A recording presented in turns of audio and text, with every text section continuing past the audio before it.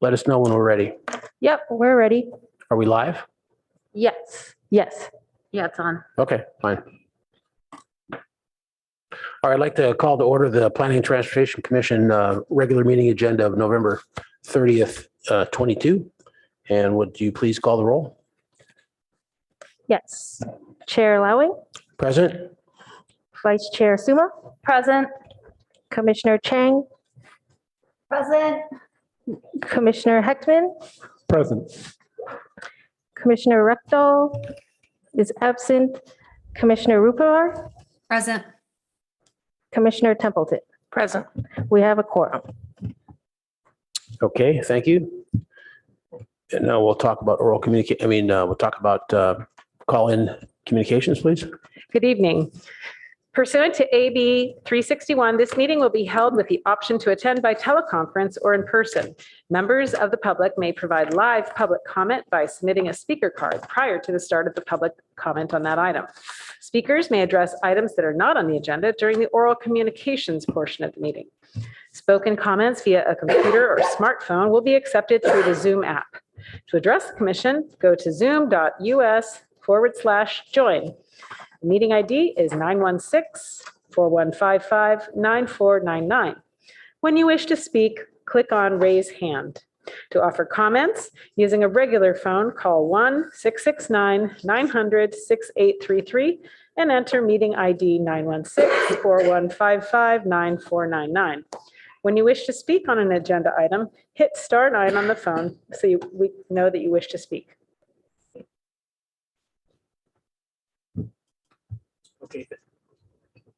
Okay, thank you. Now's the time of our agenda when we do oral communications, at which point any member of the public can speak on an agenda item not on the agenda. So I don't see any in chambers. Are there any online? I do not see any raised hands online. Okay. Okay, are there any? Okay, are there any agenda changes, additions, or deletions? No changes. No changes, so let's go do the city official director's report. Good evening, Amy French, Chief Planning Official. We had a recent event, which was at council with the Planning and Transportation Commission, and you all were there, so you know what I'm talking about. The housing element has been reviewed and will be sent to the Housing and Community Development Department. We have coming up for council other items that the Planning and Transportation Commission has reviewed. One of them on December 5th is 1700 Embarcadero, otherwise known as Mercedes. There is a study session on that night as well about the Stanford Community Plan of Interest. Then on the 12th of December, another item the Planning Commission reviewed, which is 575 Los Troncos. That was a site and design review, came by the board. We also have the ADU ordinance, and we are just bringing forward just the state legislation items for that, not the rest of the items, and for reasons that I'm not going to go into right now, but so that we can make sure we catch those before January 1st. And then on the 19th of December, the council is going to be looking at the ADU quarterly report. So those of you who are following our ADU supply in the city. And then of course, our next planning commission meeting is going to be on the 14th. And we have just one item, which is the zoning ordinance changes for electrification equipment. And concludes my report. Okay, any questions of staff? Commissioner Rectal has joined us here in chambers. Please note for the minutes. And Chair, I note that Commissioner Rupawar is on video, although her camera is currently turned off. Yes, she voted present when she was called. Missed that.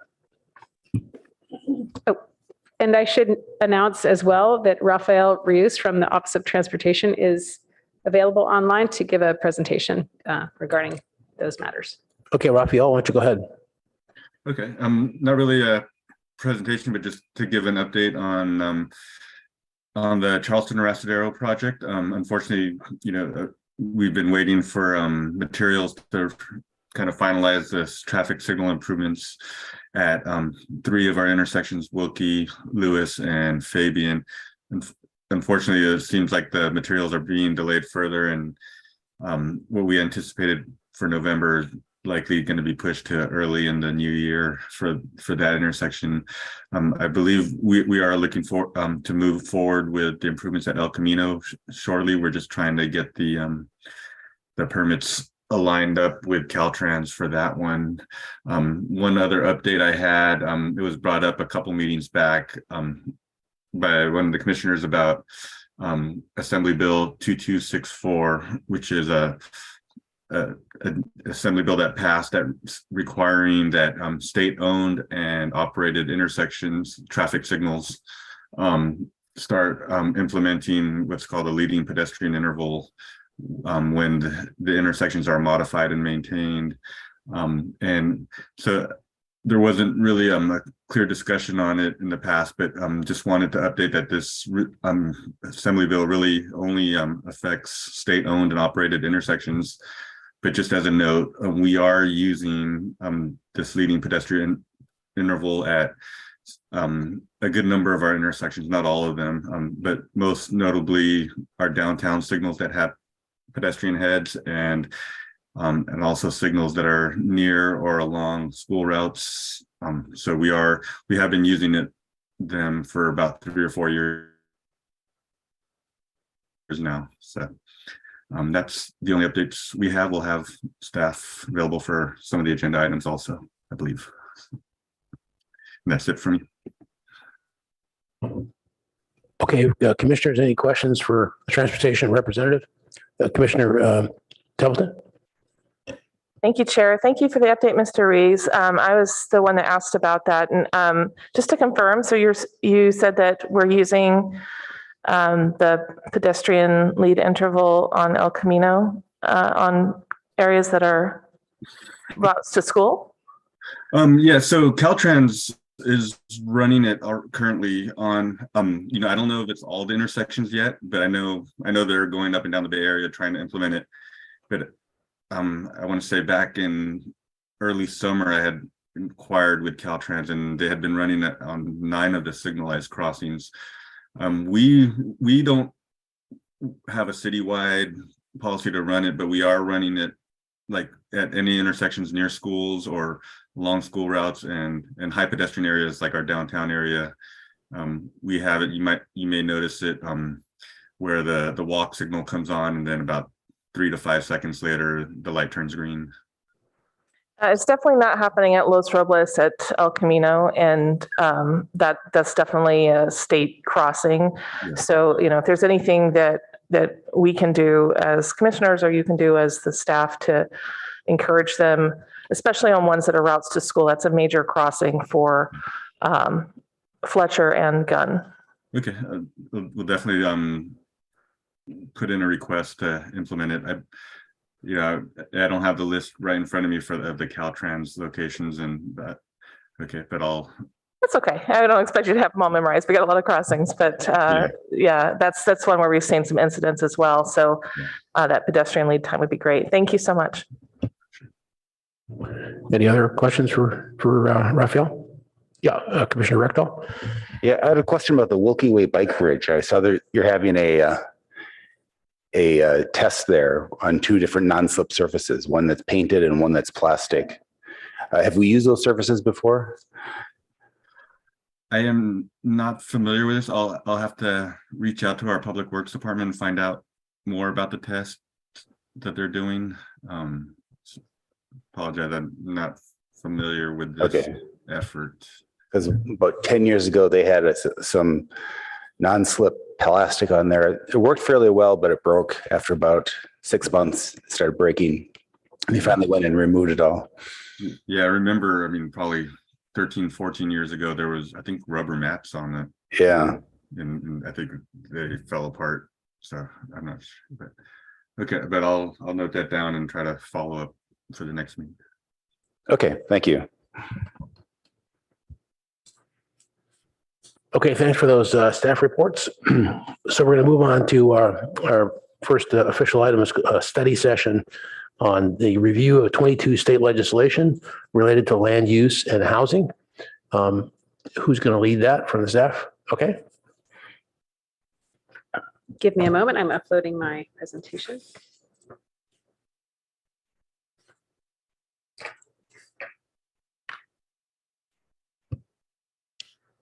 Okay. So good evening. Number of us have been attending sessions on the latest, the 2022 state legislation that was adopted and goes into effect in the coming year, some earlier than others or sooner than others. Is there something? Oh, good evening, Chief Planning Official Amy French. A number of staff have attended sessions regarding the state legislation. Good, can you hear me? Okay. And so we just wanted to present some of the key bills you have in your staff report, kind of more exhaustive list than we'll really cover tonight. But so of course, here's all the, these are really fun, these diagrams that get produced every year. And then slowly, some of those go into barely visible, and then the others come forward in blue. And so you see, these are all the housing and zoning laws that passed in 2022 and are now before us. So I kind of gave a bulleted list here. We have SB 9 that passed in 2021, and or rather it was 20. Well, I think it was 2020, but anyways, we came, it was 2021, and we came forward to the council. We didn't have time to bring that forward to the Planning and Transportation Commission due to the January 1st effectiveness date. And so we passed an interim ordinance, that was last year, and then early this year. And then, so what we do plan to do is come back to the ARB and Planning Commission in this coming year with a permanent ordinance. So that'll give opportunities for comment. A couple of, this is going in the order that was in the staff report. A couple of these, AB 2011 and SB 6, are going to become effective in July. So we have a little bit of time there to adjust and modify our codes as needed. So we'll be talking further about that one. We have AB 2097 and AB 2244, and these become effective January 2023. So we'll talk a little bit about that one. And then, of course, the ADU legislation, which the Planning and Transportation Commission already dealt with in the September 28th action to recommend our latest ordinance. I'm not going to read all of these, but there are quite a few on the list here. So this is the one that becomes effective July 1st of 2023. And Wicks, Caballero, these were kind of competing or similar bills after something similar, and both passed. And now there's law that incorporates these pieces. This fast tracks housing development. This talks about affordability for apartments. This also talks about union labor. So we can come back to any of these. The one that we are also wrestling with, because that does become effective in January, AB 2097. And this prohibits local agencies from requiring parking for residential and commercial developments within 1/2 mile of major transit stop, unless certain conditions are met. So this is a big one, and we're still kind of teasing this out and wrestling it down, looking at maps of transit stops, and you'll hear more about that. Some of this is what from one of the sessions I attended that talked about what are the action items. So we might want to update our codes to eliminate minimum parking requirements within 1/2 mile of major transit stops. So in Palo Alto, obviously we have the 2 train stops, and then we have El Camino and some bus stops along there that count as major transit stops. And then another action item is considering doing a study about how not meeting local parking standards could have a substantially negative impact. So that's something to consider and contend with. Already talked about the ADU legislation. We dealt with that. There's other ADU aspects here that did not require zoning code updates. So really it's about ADU permit processing and some other things here about permitting. Then we have our density bonus legislation. And so there's quite a bit there. And so that's deep. We have the streamlining law that basically clarifies SB 35 regarding permitting and affordability. So there's some things about what we're required to do with explain to project proponents which objective standards conflict with the project that they're submitting. Then we have a couple of housing element laws, and the no net loss we're familiar with, emergency shelters, and so we have, of course, getting our housing element adopted. We have the annual progress reports. We've already been doing that, so we're good. We're going to be submitting those. And I just grabbed from the presentation Monday about where we are with our housing element, which is we're going to be submitting that in December. And, we're processing the comments received on that, received by December 7th. So we're in that process now, and we're planning to submit that before we all leave for the next holiday. And then the HCD will have 90 days to review our initial draft. There's some other housing aspects, fair housing legislation.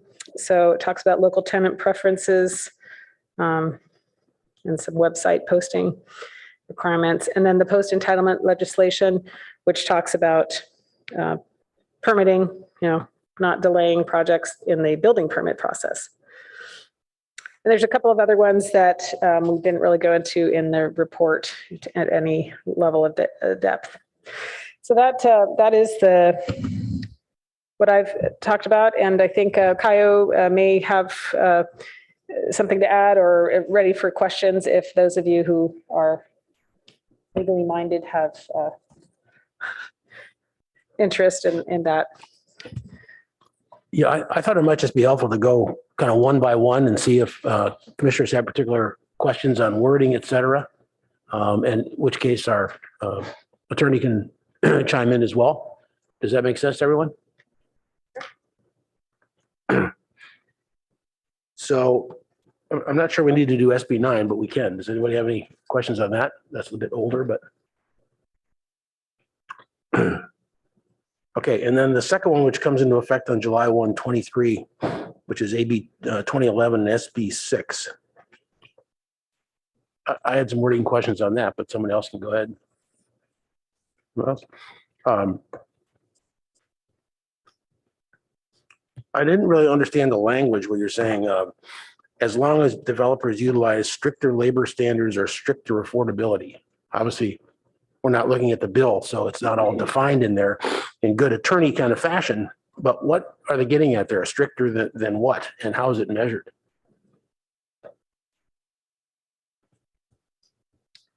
So can everybody hear me all right? Yeah, closer is even better. Thanks. Kyle Ariano, Assistant City Attorney. So in terms of the stricter labor standards, the requirements are payment of prevailing wage, and depending on the size of the project, the developer must use contractors who employ construction craft employees or subcontractors for at least 1,000 hours to participate in apprenticeship programs and make specified healthcare contributions. So that's sort of the summary of the language. In sort of real world, what that typically means is the use of union labor for the construction of these projects.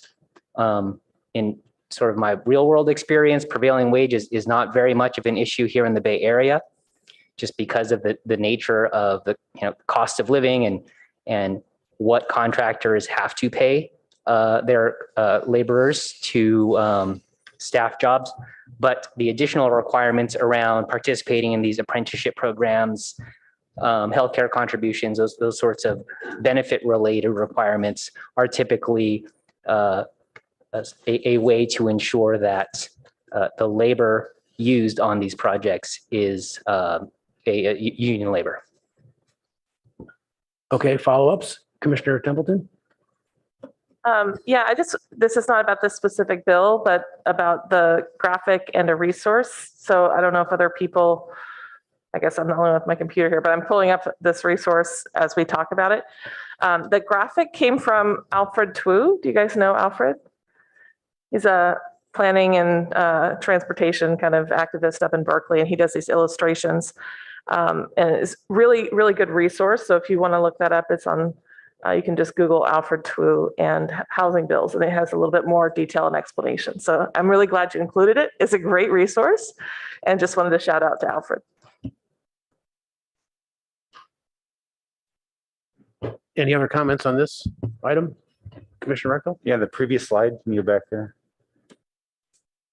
Yeah, there we go. Okay, there are two things. One was the strip malls. Is that any mall, or is there any conditions on that?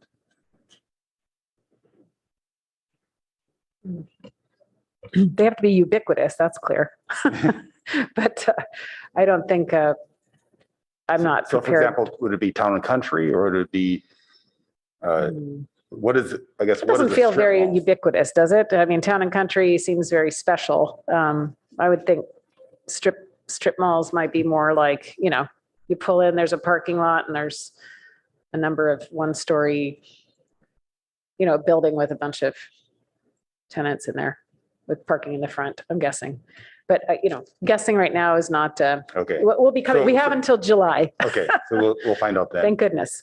And they talk about mixed use. Is that mixed use as in retail and housing, or is it office and housing? What is the definition of mixed use? So mixed income. Oh, no, third of the bottom, Okay. right after 100% affordable or mixed use. Market rate, but affordable. Yeah, so it says affordable or mixed use. Yeah. Typically, we, in the planning business, think of mixed use as, residential with some form of commercial use together, as opposed to two types of residential, Okay, so we'll find out in July. or before that, yeah. Okay, thanks. Okay, the next item, any questions on that? I was intrigued by our very favorite phrase, the high quality transit. Oh, yeah. That we've talked about many times before. And you make the claim here, whoever wrote this, that the two train stops and the VTA are high quality transit. So who got the wisdom to make that decision? Was that somebody sitting in the state? So we're in communication. The MTC published a map that shows, circles around the transit stops.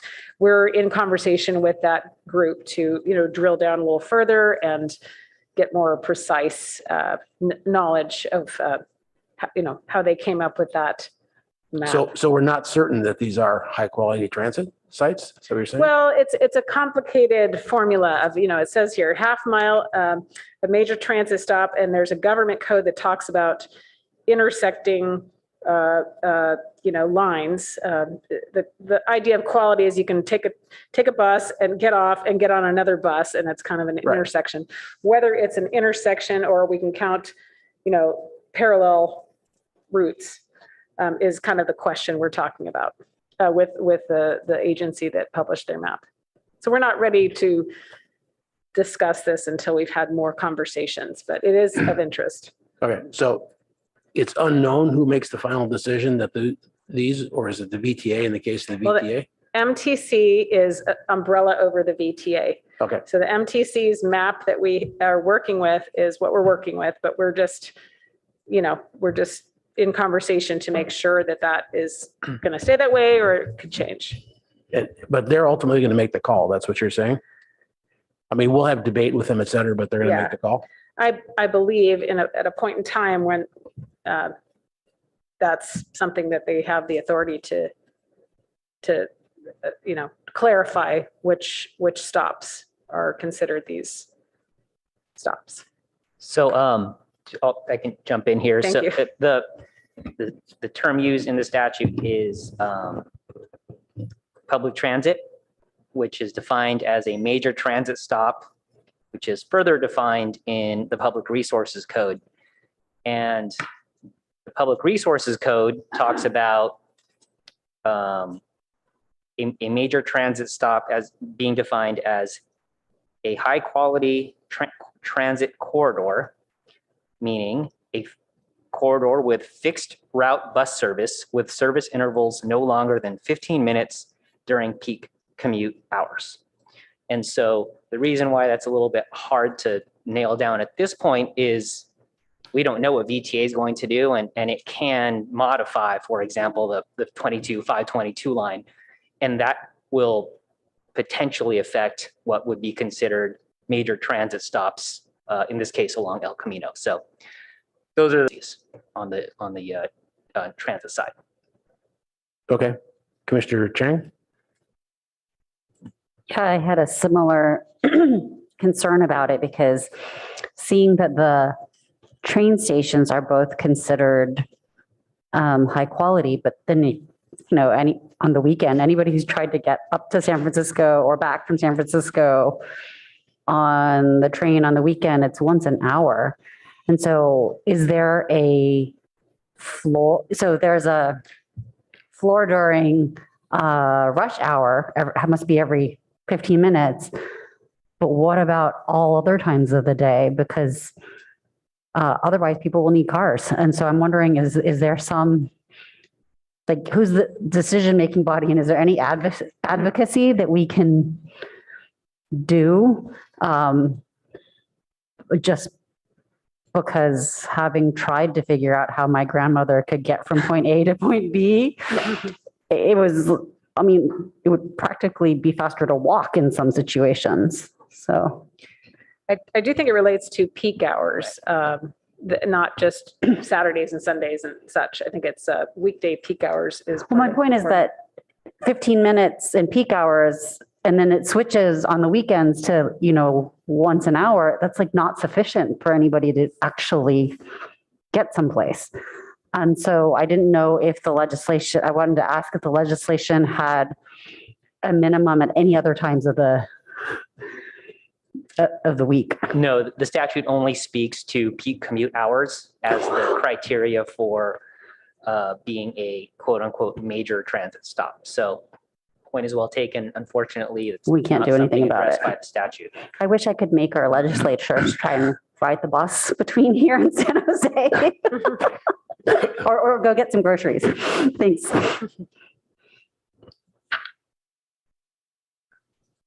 Other comments? Commissioner Temple, is your light still on? Yep. Yes, it is. Thank you.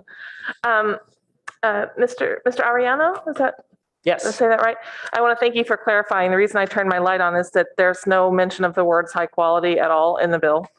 So that's important as we try and dissect. Those are not the words to dissect. They're irrelevant. They're a summary for our presentation purposes. But to your point, there are some details of understanding what that definition of transit corridor is. But I think we're all pretty clear. For us, it'll be El Camino. Right. So in addition to the train stops. Thanks. Okay. Any others?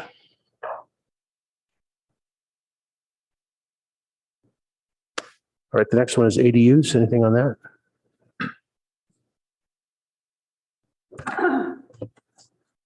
And then density bonus, 2334 and 634.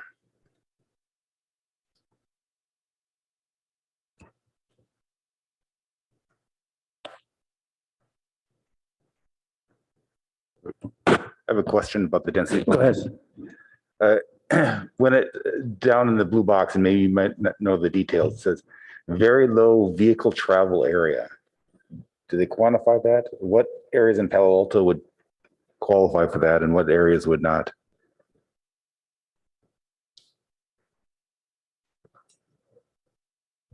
I don't think I was taking notes on that particular one. I'm imagining it's not an arterial.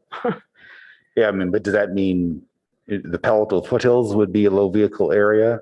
It's a good Or would- question. Or would it be just Barron Park, for example?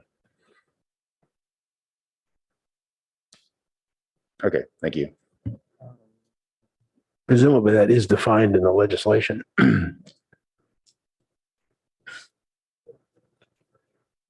ahead. It actually, if you look on the slide, upper left corner, second bullet, it defines it. It's basically less than 85%. Sorry. Yeah, less than 85% of either regional or city miles traveled per capita. Oh, down in the blue box, it says travel area, and then up here it says traffic area. So I'm guessing those are the same thing, but. Yeah. Yeah. But, well, it still comes down to what areas in Palo Alto would be impacted by this, and we'll find out. I think you're guessing some good ones, though, up in the foothills. I believe that designation is made at a county level and not more granular as specific neighborhoods within a city. This is just my brief Speak reading. right into the Could you mic, say that please. again? Just- Please speak into the mic. So my reading of the statute is that designation takes place at a county level and not, for example, at a city or more granular level. And Santa Clara County would be within that.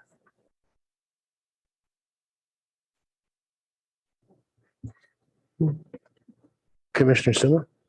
So also about this, and if this goes into effect in January, are we expecting the county to clarify these areas before January? I mean, it's kind of soon. And then the other question I had was, what does the bullet rent for 80% of the units must be consistent with low-income TCAC rents? I don't know what, I'm unfamiliar with that acronym. Yeah, I probably shouldn't have put all this on the screen because I don't, so this went flying by and I was clipping madly, but I don't have all Well, the answers that's here. okay. I understand that because this is new to everyone. So, So I don't have answers. but hopefully those that worked on imposing these laws will give us some details to rely on soon.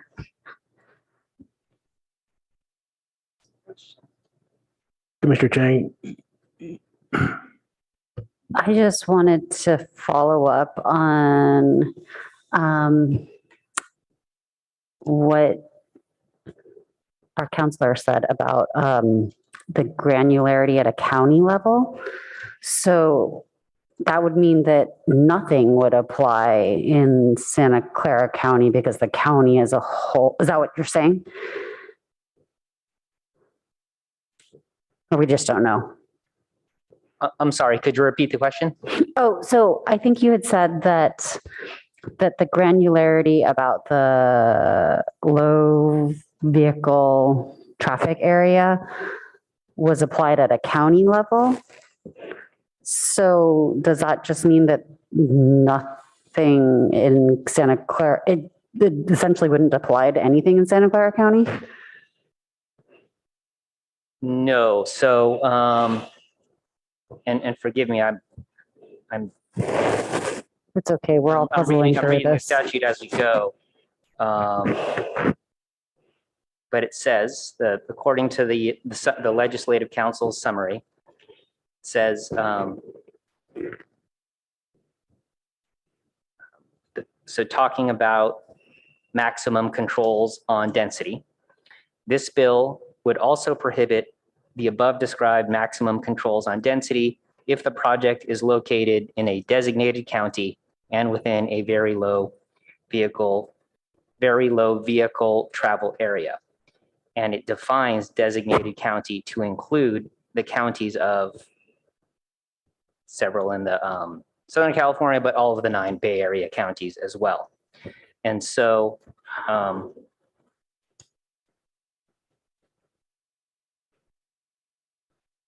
the maximum controls on density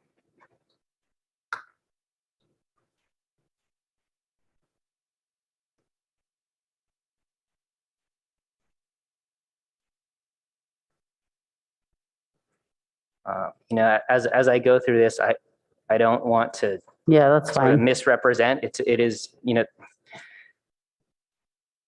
density bonus statute changes every year, and they sort of tinker with it to try to entice more and more out of the developers. And so, just being cautious, I don't want to sort of offer an interpretation of what that means without having an opportunity to review it more fully. But in terms of what we're talking about here with these areas, the answer to Commissioner Rectal's question would be it applies at a county level, including Santa Clara County. Okay, thank you. Okay, so the next item is AB 2668 under other legislation of interest. I might start on that because as a percentage of the paragraph, I had a question on a lot of it, which is the last 2 sentences. I just really wasn't clear about that. Can't determine an application inconsistent with objective standards if there are missing application materials. I get that. But I don't, when there's substantial evidence the project is consistent with the standards,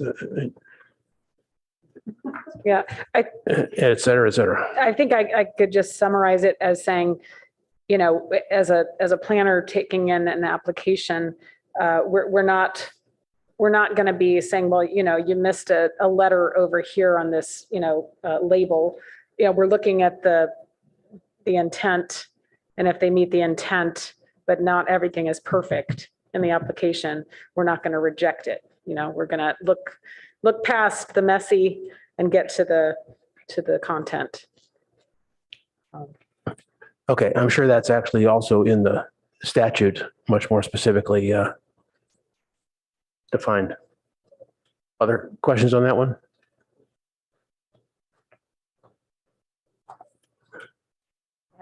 Okay, go ahead, Vice Chair Sima. Thanks. So I'm hoping the bill, this is more of a comment, I think, since I know we're not very familiar with these, but I'm hoping the bill gives real specificity to the degree to which something can be deemed not substantial or insubstantial or substantial, because it's worrisome that projects could be completed without proper review from a safety standpoint. So I just hope the bill has more specificity.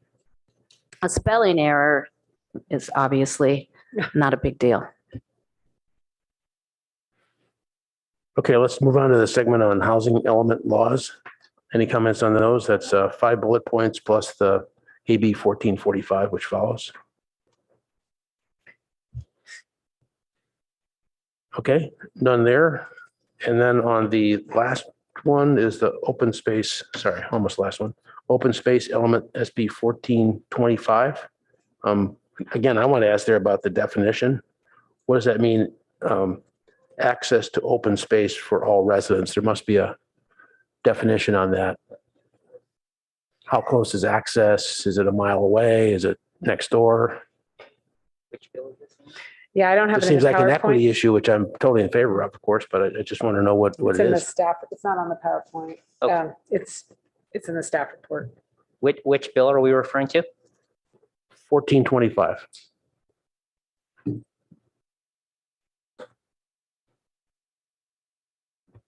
Bottom of packet, page 11. And the question was about open space. Define what that means. Access is a key word to open space for all residents.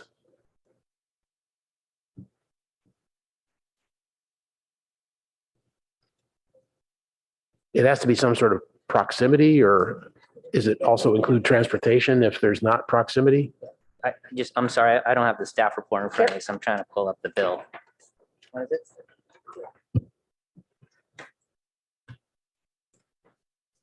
SB 1425.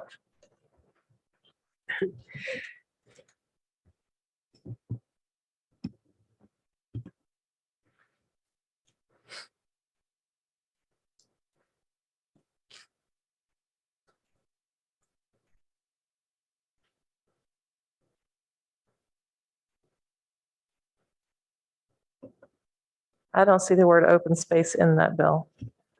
Yeah, What was that? I don't see the word open space in that bill.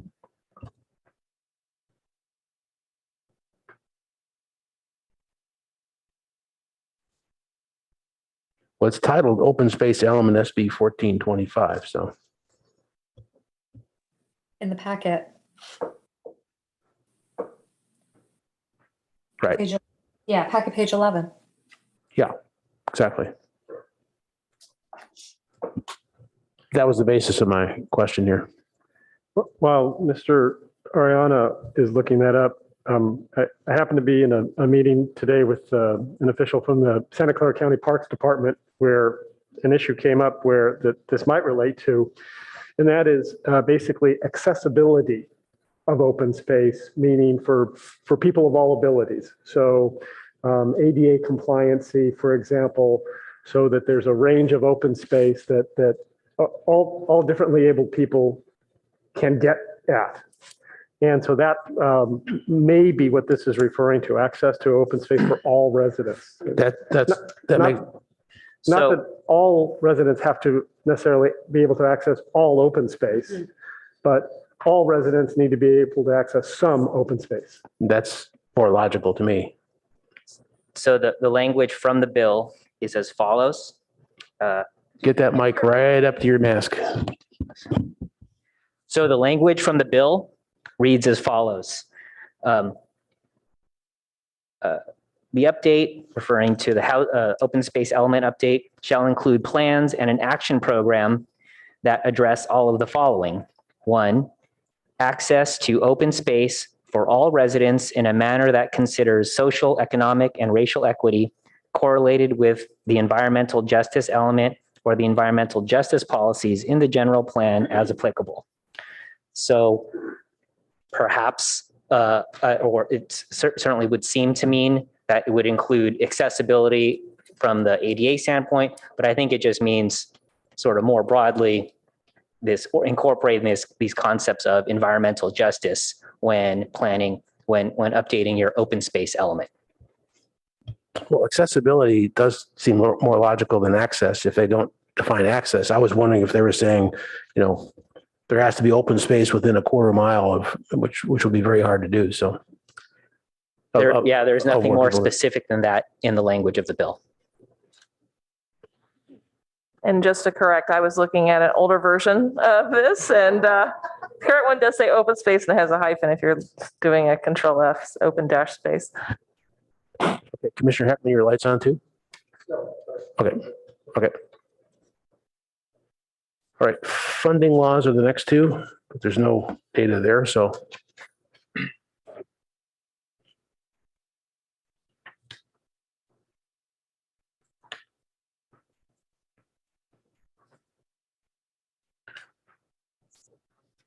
6, the screen is up as 6:49 now, so.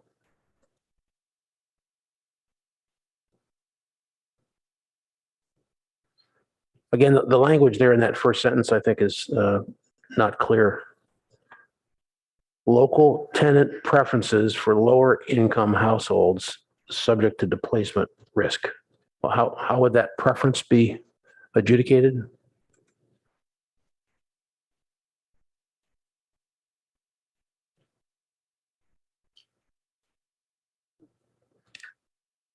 Not sure, but the yellow on the screen has the things that this law firm was advising planners to consider. Right. Or SB 649, is that the question? Yes. Yeah. So this This bill does two things, actually. So the first is it just articulates that it is a policy of the state to support local tenant preference as written, or local tenant preferences for lower income households, which are subject to displacement risk.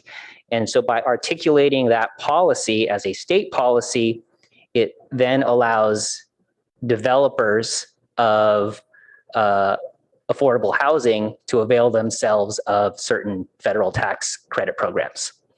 So they can point to that as a policy that they are furthering, and then therefore take advantage of favorable tax treatment for their projects. And the second thing it does is it says, if you as a local agency adopt a local tenant preference for your affordable housing program, there's certain things you need to do on your website, for example, to make it clear and make it available and make it available for all of those who are interested in participating.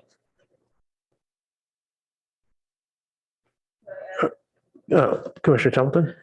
I thank you. I would just add that the preference is who the city prefers to be the tenants for affordable housing. Is that correct? It's not about what the tenant prefers. That's right. Okay. So just to clarify, I think is that what you were asking about, Commissioner Chair Lowing? I just was trying to figure out how the preferences were ranked. That is a local decision. So, for example, it can be like a lottery program where, depending on certain criteria, you get sort of points in a lottery system. And that could be based on, whether you or family members had previously lived in an area that was then redeveloped.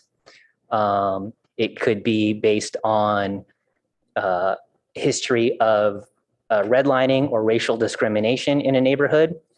But the contours of the policy are things that the local agency develops on its own. And under federal housing discrimination law, there's a lot of research and studies that the local agency needs to undertake to provide the factual basis for any of these preferences. Okay.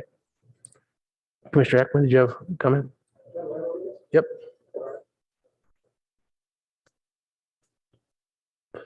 Okay, no further ones on that? About 2234?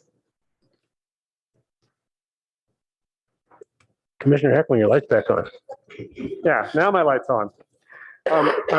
I'm pretty interested in this because I think of all the legislation we've looked at, this is the piece that might be actually used and benefit more Palo Alto residents than any of the other legislation we're looking at. Because if I understand, and I'd like to hear a little bit from staff on this, right now we have something called the Permit Streamlining Act, which imposes on local government basically a schedule when somebody applies for a development application, which is a discretionary kind of approval. And so, for example, once you submit when you submit an application, city has 30 days to respond and tell you, yeah, all the pieces are there, it's complete, and we'll process it, or it's missing these things, resubmit with those things. And so, but it's a process that helps move things along. That's on the discretionary side. I think what this new legislation does is on the ministerial side. So sometimes you just need a building permit, or after you get your discretionary permit, you need a building permit. And what I've experienced with some of my clients in other jurisdictions, of course, is that they go through the process to get their discretionary permit, and then they apply for their building permit, and it goes into a black hole because there isn't a time limit imposed on the local government to make them respond. And I think what this does is it creates a time frame for local government to respond to these ministerial permits. And like I said, so anybody who's in Palo Alto who's remodeling their house, adding an ADU, building a new home, not necessarily big developers when we're looking at, all these affordable projects and whatnot, just the, mom and pop here in Palo Alto. I think this is going to help them, and it's going to sort of soften what some people call the Palo Alto experience. And so I'd like to hear from staff if I'm understanding sort of what this does correctly. Yeah, that's my understanding. It's similar to what we do for entitlement planning applications, where it's 30 days. And then if you don't tell them it's incomplete, then it's deemed basically complete by lack of your telling them it's incomplete. And then we should be scheduling a decision, a hearing, a decision. So for building permits here, it says here 15 days that we would want to tell them it's incomplete and why, or why we can't approve it, to give them time to respond and then proceed. So the idea is that we should give them a list of things that make it incomplete, so that we can keep the permit going and get to a conclusion. So exactly what you said. All right. So if I can ask my follow-up question, and I realize this is more on the building side than the planning side, and Yes. you're here from the planning side, but I'm wondering if you are hearing any reaction within the planning and building about this law and how easy or difficult it's going to be to comply with it based on, our experiences over the last, decade. Are these timeframes that we think we can meet, or is it going to be a real problem for the city staff? Well, as always, having full staff is the way to get things done. And this is our struggle, is to keep fully staffed. And so, if we can get the staff to do it, we should be able to meet these. But stay tuned. And there's some things here about posting. So, making architectural drawings available to the public. We haven't been putting architectural drawings of people's homes, Johnny's bedroom or what have you, it's kind of private information online for building permits. But so I think we need to still be careful about that. We have some high level people living in Palo Alto, and we don't really want to share so much information about their homes in particular for the general public. Thank you. Any other comments on that one, or any that we've skipped over, or you had another comment on them? Then I think we'll conclude that agenda item and Okay. hope for more detail as it's learned.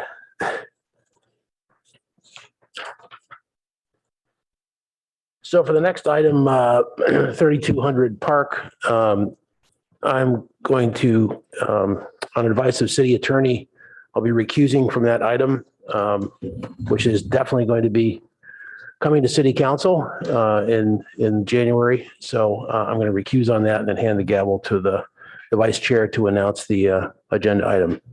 So I'll see you in 2 weeks.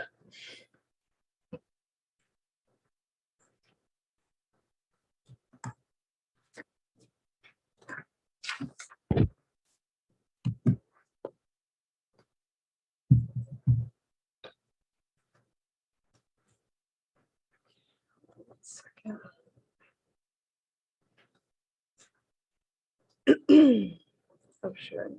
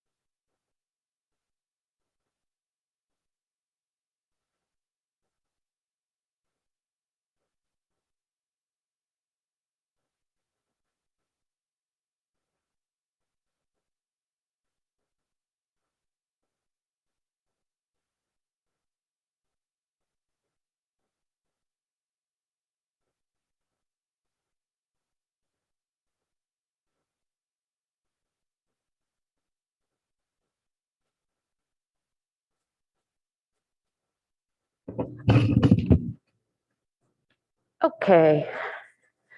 Sorry for that delay. So we are now on to action item number 3, and that is a discussion of, I won't read the whole title of the item. I'll just summarize it. It's a discussion of 200 Portage, 3200 Park, 340 Portage, the development agreement, and all that goes into that change with the project most people will call the Fry's site. So if we could start with a staff report, please.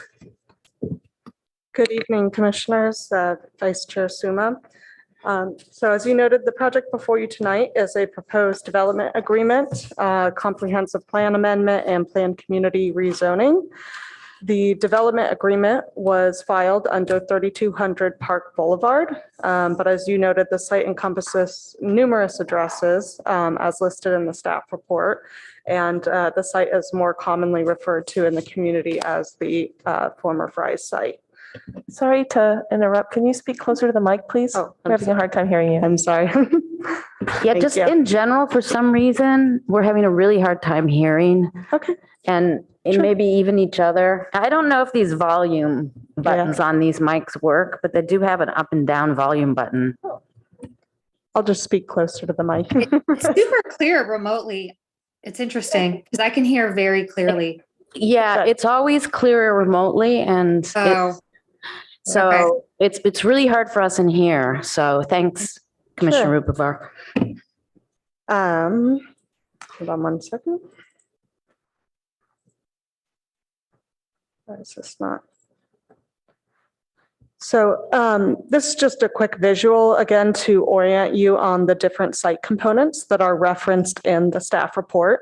The cannery building runs the length of the site, a portion of which is formerly houses the Fry's Electronics. There's an automotive services on the south side of the creek, referenced as the Audi building. And there is an office building on Ash Street. And I just want to reiterate a few key milestones or points about the background of this project.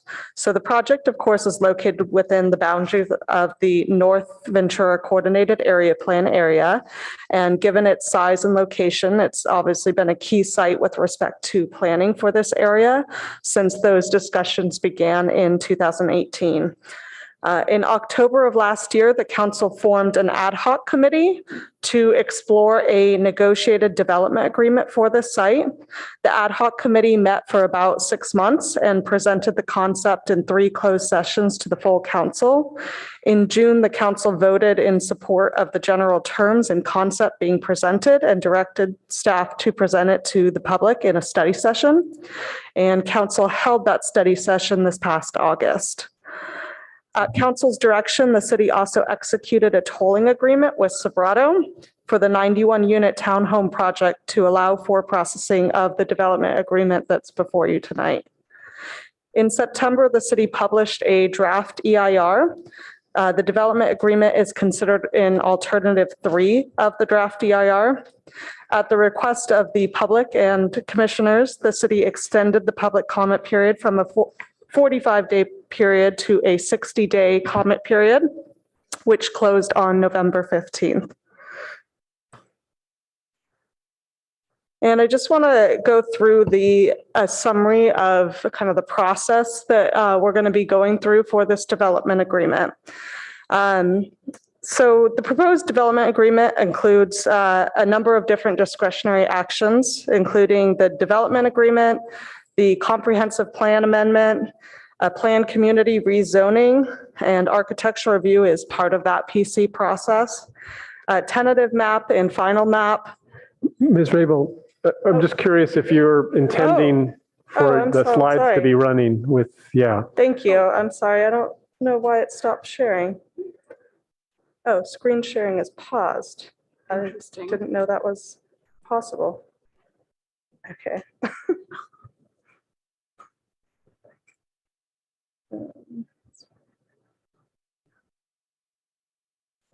Thank you. I'm sorry about that. And maybe Yeah, do the full, are you able to do the full screen version rather than the slide deck on the side? There's some kind of thing in here. Full screen? No, it should be. Oh, there. There we go. Perfect. I'm so sorry, you guys. Well, I'll start this slide over at least. So the proposed development agreement includes the development agreement, a comprehensive plan amendment, plan community rezonings for the resulting parcels. An architectural review is part of that PC process.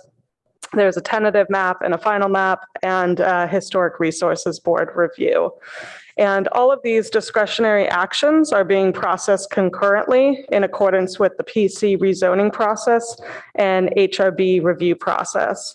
I know there's been some questions about some, what is kind of the timeline of this project. And so I just wanted to speak to that.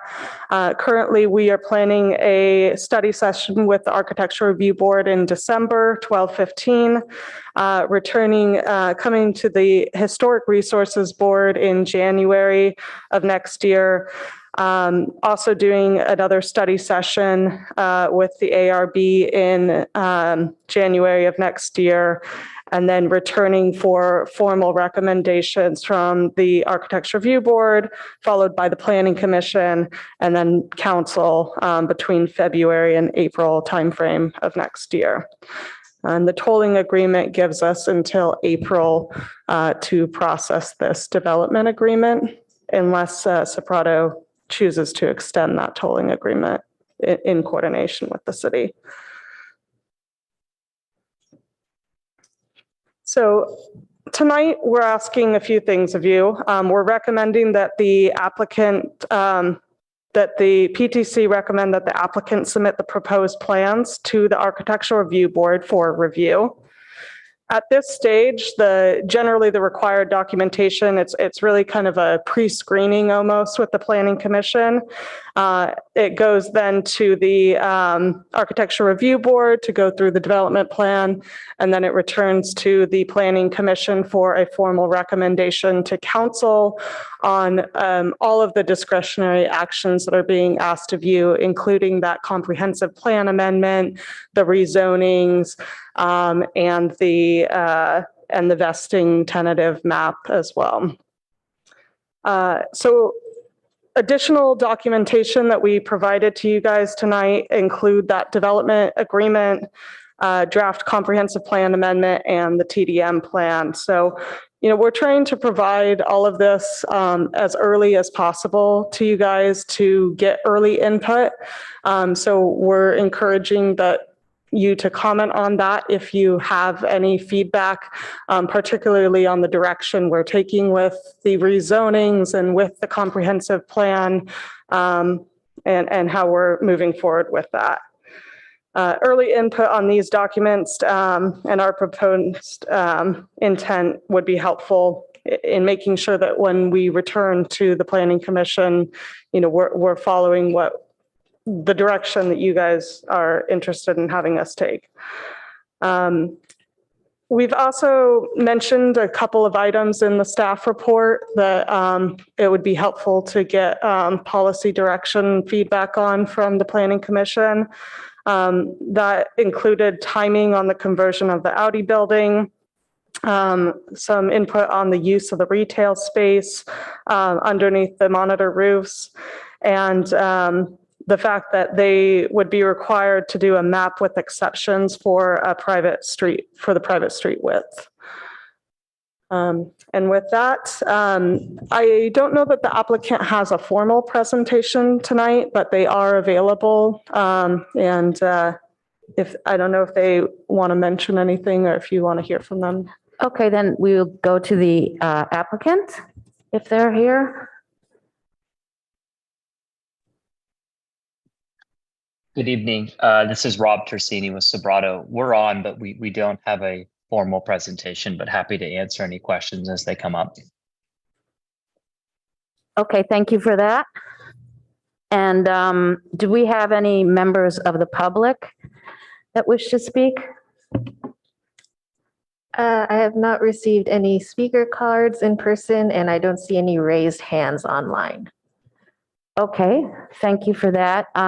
So if you wish to speak, let us know really soon. And in the meantime, I just wanted to preface our conversation tonight by reminding, after pre-meeting, reminding that this is like a pre-screening for us, and it's a little bit different of a process because the development agreement happened in advance. So this is not our final yes or no on this project by any means. That will happen, probably March.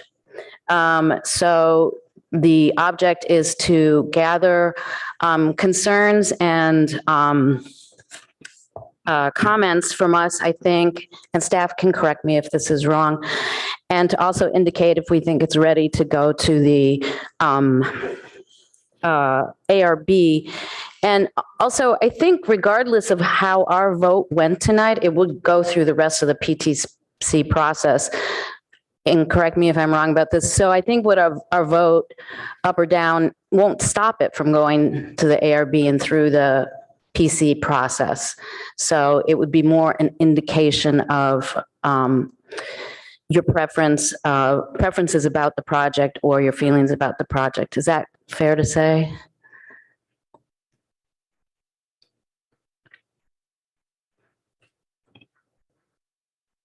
So procedurally, this is very much like the project you all reviewed last meeting, which was also a PC project. So the decision before you tonight is whether you advance it to ARB or not.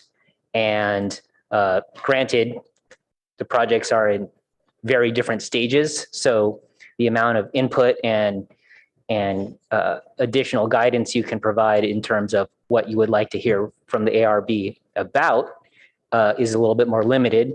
But procedurally, that's where we are. And so I believe the staff's recommendation is to advance to ARB, but if not, then could you pull up the flow chart again, Ms. Rabel?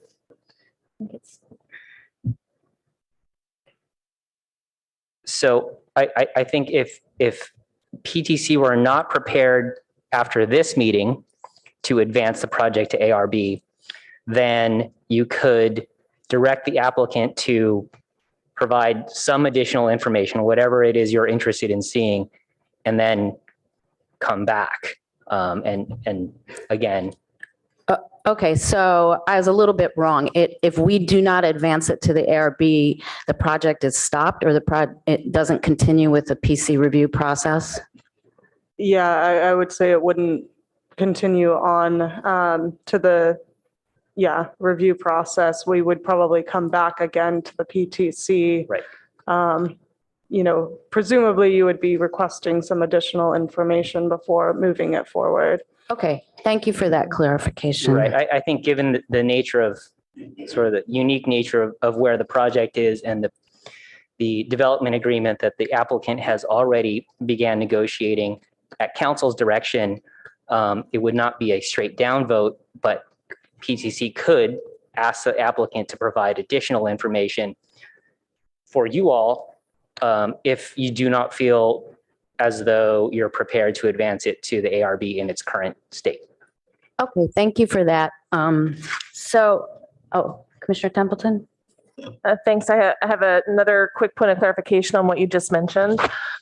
Did you say we could ask them to come back to us? Could we also ask them to make some changes before they go to ARB? Or we have to advance it like affirmatively? How does that work? We're only 6 people tonight. Got to understand how it works. I think that you could ask them to, you can make recommendations on how you would want it changed. I don't know if they would have to be made before the ARB, but presumably there would be things that you would be expecting to be changed before it comes back to the Planning Commission. Thank you. That's really helpful clarification.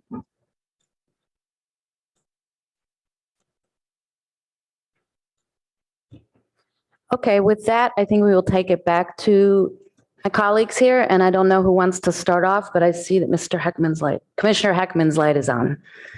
Thank you. So in the staff report, at least 3 points I noticed where staff specifically called out that they'd like some guidance or input. And so I want to start with one of those, and maybe there would be a commission discussion or different viewpoints on that. And then we can move to another one, because these are places where the staff has specifically asked for our comments. And of course, we can make comments on any other part too. So I'm going to take us first to packet page 23. Excuse me 1 minute. I should have probably asked the commission, I'm sorry, how we wanted to approach this, whether we wanted to just give general comments, or as I think Commissioner Heckman is suggesting, go through a list. And I made a list based which is the timing of the Audi building, retail space, private streets in the townhouse area, land use change, and zone change. Are those consistent? Yeah, I didn't even have all those, so that's a better list than mine. Okay, so would the commission like to go through them one by one? I don't have any general comments, at least up front. I was thinking maybe we'll go, I think as we discuss the individual items, a lot of times we do that. Start with the general and then go specific. Here, I don't have a preference. And the other thing I probably should have asked first for if my colleagues wanted to ask any clarifying questions. So we should do that first. Sure. I think. Sorry for the disorganization. So, Commissioner Chang? Okay, so I have a bunch of kind of big picture questions. So this project will not go to council again before we see it again, even if we advance it to the ARB. Is that correct? Okay. And then I had a couple of questions about this, and this is a question for the rest of the commission.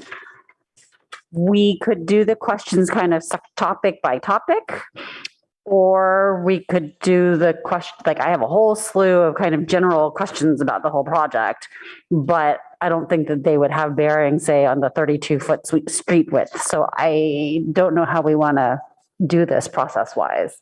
Like there's some very specific items that none of my questions have anything to do with. Maybe we should all get a chance to ask questions and get answers, and then we should go through the list. Okay, sounds good. So then my next question is, so I just want to make sure I'm understanding this correctly. So is it true that demolishing the portion of the cannery building that is proposed in this project renders the rest of the building ineligible to be listed as a historic resource? Correct. Thanks. Okay. And then a question on packet page 90. Table 2. I just didn't know. So in the third column that reads proposed, where it says 3.92 gross acreage versus 2.447 net acreage. What is the gross versus net? What does that mean? Yeah, so gross acreage is the total acreage of the site. Net acreage excludes creek easements and any public easement or street easements.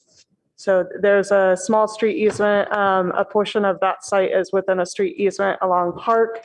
A portion of the site is within creek easement along Matadero Creek. And then once the private streets are developed, that also is excluded for the purposes of lot area as well. Okay, but that's based on, like the private streets are based on the current development plan. So I guess the reason I'm asking all these questions is I'm trying to understand like what's the actual developable area out of this 14.65 acres. You know, what is not restricted by some sort of easement that prevents development? Because that's one of the things that I was trying to get at is, you know, when we look at related to this, the next question I have is on page, it was in the old packet, page 73.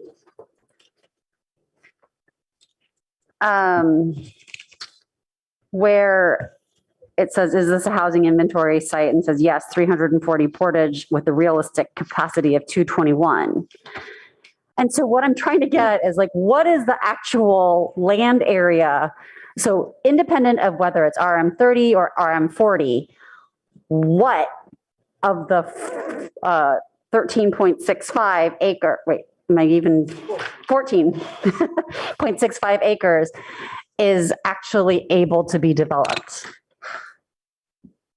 And that's why I was asking about on packet page 90, where we have this like 3.92 gross, like that doesn't fit with any of the acreage numbers that I've seen anywhere, not the 14, not the 12 for the parcel, not the, so I'm really confused. That is each resulting parcel. Okay. Each resulting parcel. So that's the parcel that's going to be for the townhomes would be 3.92 acres with a developable area once you exclude all the private streets. And Right, stuff, but it already assumes that the development is going to happen exactly as proposed. Yeah. And so similarly for the other, in attachment E, all these other tables similarly are acting as if this proposal is going forward. Exactly. And therefore this building that is currently office is not going to be housing, right? So therefore it can't be used. So for example, the rest of the cannery is currently slated to remain standing. Therefore, it can't be used as acreage for housing. Right. Yeah. Okay. Yeah. Because, thank you, that helps a ton. Okay, do we know then how much of the 14.65 acres is not encumbered by any easements? Based on the current lot, we do, but I don't have that number off the top of my head, to be honest. No, thank you, that's fine. Okay. I have a related question. Okay, great. Yeah. Can I cut in? On packet page 19, when they talk about the benefit that the city is getting, we're talking about 2.63 acres of land that we're getting. How much of that is developable? Because you're saying 12 million an acre. Well, a lot of that is the land right by the creek that you couldn't develop anyway. So is that the correct assessment of $12 million per acre for the land that we are getting? Yeah, I see what you mean. The 2.25 acres, I believe, does include some area that's within the Valley Water easement. Yeah, and land you can't develop is not worth 12 million an acre. Well, if it's for the purposes of park, that might not be totally accurate, but. I mean, no, not even the AT&T property that was 7 million an acre. Okay. And that was just PF zoned. So that could have been flipped. Here, if you're on the creek, there's nothing you can do. The park is the only use for it. You can't build anything there. So it's not like there's any alternative uses that would bump up the price of the land. Sure. Okay. So you don't have an estimate of the. I don't have the exact number of what well, hold on. I might, hold on. The proposed for, it was listed in here for.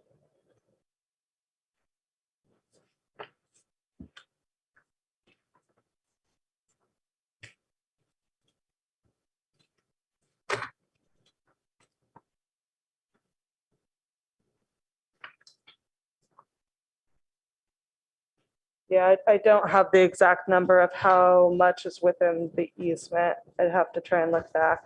Okay, thank you. Mhm. I'll see if I can find it before the end of the hearing. Did you have a related question, Commissioner Heckman I and did. Commissioner I did. Templeton? Yeah. Okay. All right, thank you.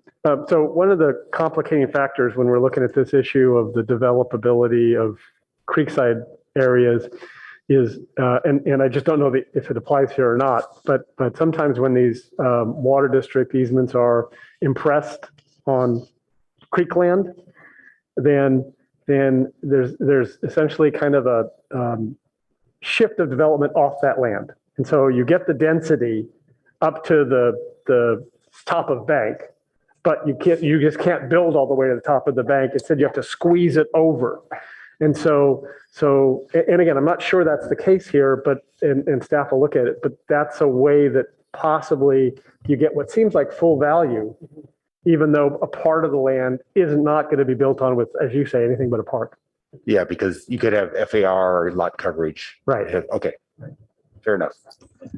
So that's exactly right. I was going to suggest that instead of stating it as a fact that we dispute these numbers, just let's add that to the list of questions that we'd like brought back before it returns to us, because I do think that there are a lot of factors in how you value that land. And remember, it's currently not renaturalized. Once it's renaturalized, I think your comments are probably valid, but that's not necessarily how it is now. And so that changes how much of it can be developed.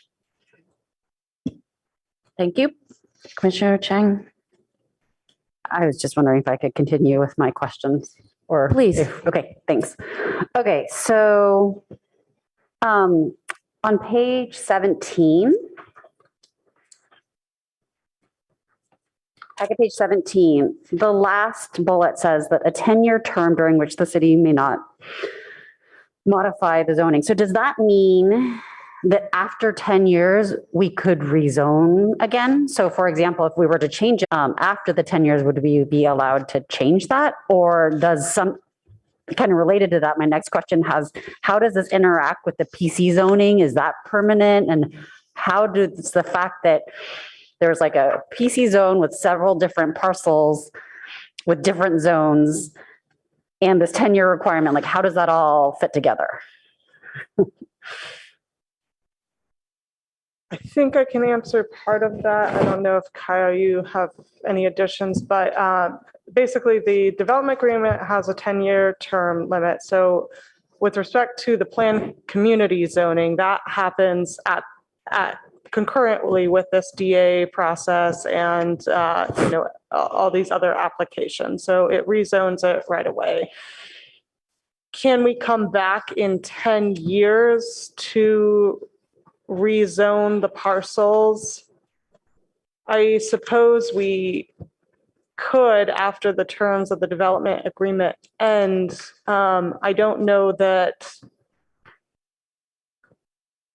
I think the city always has the authority to, rezone parcels, but I don't know that we go out and rezone it with that, generally without, application from the developer, unless we're looking to rezone for the purposes of like housing or something like that.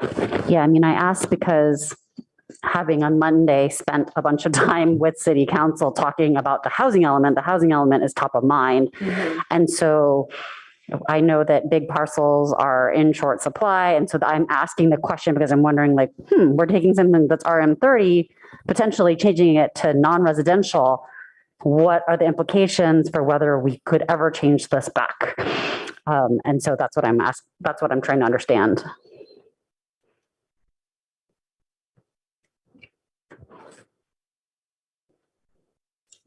Vice Chair, can I contribute something on this point?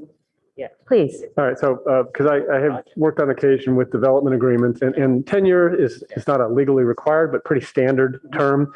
And the concept of the development agreement, which is generally used in more complicated projects that may take a number of years to unfold, is in exchange for some public benefit in this case, you give the developer basically a stable set of rules that won't change except for there are certain changes allowed in the development agreement for a 10-year period.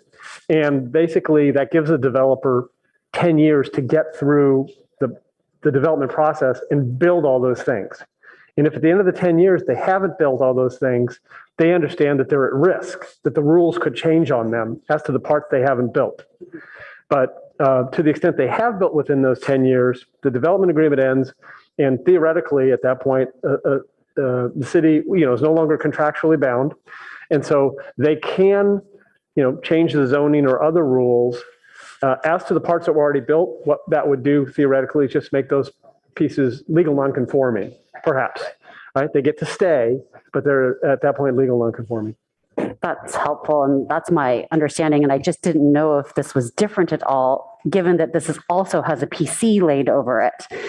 And that seems like, because essentially what we've done, we have a huge swaths of ROLM and GM zoned land that we're changing to RM40 for the housing element.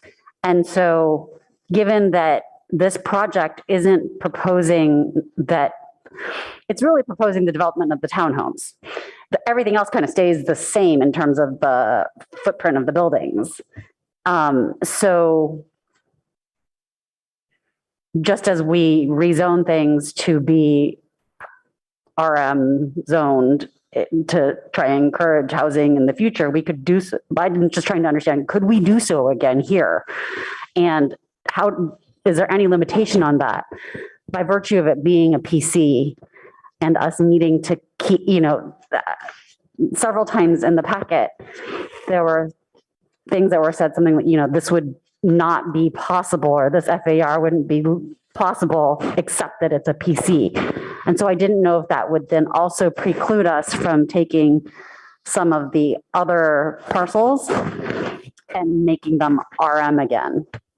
No, it's a good question. I don't know the answer at this time about whether, if they actually fulfilled the agreement, whether we could come back after the terms of the agreement ends and rezone it in the future. I mean, just as this site was originally a commercial that got rezoned to RM30 many years ago. So I understand the question, and we'll get you an answer when we return to you, but I don't know that answer. I do know that if they do not fulfill the terms of the agreement, then certainly there are penalties outlined in the development agreement for that. And then, everything would be reverted back to the original zoning, I believe, is how the DA is indicated. Okay, thanks. And I was negligent and didn't thank you at the beginning of all this. I'm really appreciative of the effort that you put in answering some of the questions that we raised last time, particularly regarding the financial considerations and annual office limits, which were two of things that I asked about. And I know there's many other things that you kind of came and gave us more information about, and I'm really appreciative of that. Really grateful. Nice job. So my next question is, on page 18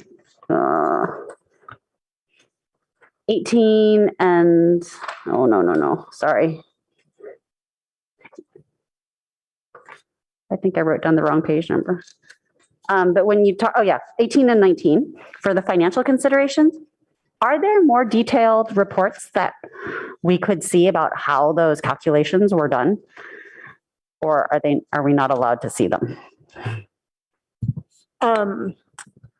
Unfortunately, I think I would have to defer to our attorney's office, and I'm not sure if Kaya, the answer to that. I think we may need to discuss with Albert. I don't know what is protected under the closed sessions and ad hoc committee.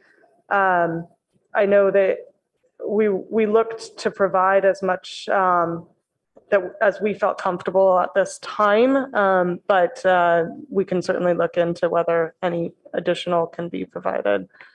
Okay, because I'm curious about the range, right, for the 25 to 34 million at the bottom of packet page 18 in terms of the benefit that how that was calculated. Yeah, because it's quite a range. So I'm wondering where the sensitivity is there. And there is a sentence that says it's heavily influenced by the assumed value of residential development. But because I don't understand how the numbers were put together, I don't quite understand how that impacts.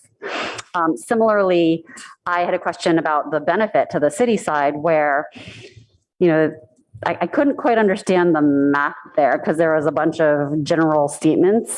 So like a benefit of 27 million. and then valued at 12 million per acre. And I think I'd be curious about the easement piece of that question, although I do understand Commissioner Heckman's comment there. And then the $5 million public benefits fee less the value of the on-site BMR units. So what is that value? So and then it says it doesn't include the typical development impact fees, which when I read the minutes of the city council pre-screening, I believe Councilor Yang said that it was about 0.5 to 0.6 million. And then the art benefit in the same meeting on August 1st, the minutes said that an art benefit was about 1 million. So I just don't understand how we got from 27 to 37 when I can only account for 1.5, 1.6 million. So I just had a lot of questions about this. I'm not saying that they're wrong. I just can't tell. Yeah. Yeah. Okay. Thanks. Understood. And then a couple of much smaller questions. So on packet page 21, at the bottom, is that a typo where it says 2.5 acres per resident in parentheses? Is that meant to say 2.5 acres per 1,000 residents as our current parkland requirement? I mean, our current parkland that's available to residents?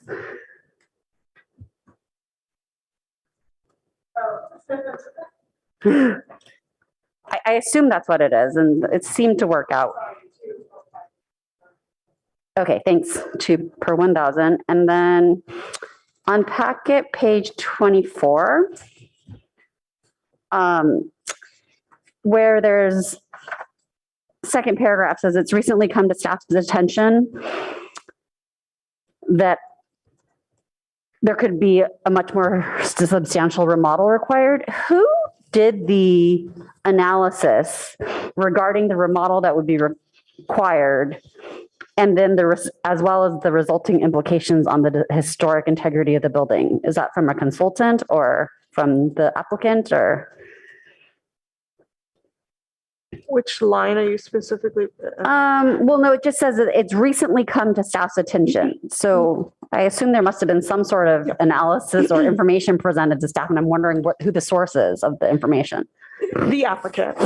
The applicant, in discussions with the applicant, we became aware that a portion of the building between, so Global Playground is at 380 Portage, and that is like the rear portion of the building. It's all a concrete, construction. And there's a portion, we've talked a lot about the monitor roofs and the importance of the monitor roofs as a character defining feature of the building. And so we've always had an understanding that that piece would be retained and rehabilitated. But it was staff's understanding that the entire building would be rehabilitated so the building loses its integrity through the demolition of a portion of the building. However, so it is not consistent with the Secretary of Interior standards. Anything you do to the building, it has already lost its integrity. It is not consistent with the Secretary of Interior standards for rehabilitation. However, we've had this understanding that the remainder of the building would be reconstructed and rehabilitated as in line with the Secretary of Interior standards as feasible.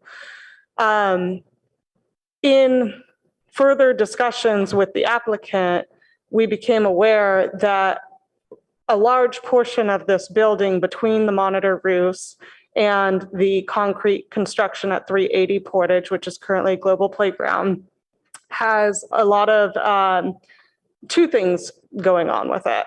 One, the roofs cannot support the solar that would be required for the upgrades to the building that would be necessary to meet green building standards. And that's partially also due to the new code that will take effect in January. And that's our code? It's coming down from state code, Okay. but it will be our code taking effect January 1st. So no flexibility on our part to be able to relax that if we want. No, Okay. no Thanks. flexibility. Yeah. And so the roof line of this structure cannot support the weight of that solar, which is a big concern. And so they would need to reconstruct the entire roof. The other piece that we became aware of is the state of the current corrugated metal siding. And the applicant was explaining to us that a lot of that corrugated metal is in a deteriorated state. Some of the areas have holes in it. It's been patched over time.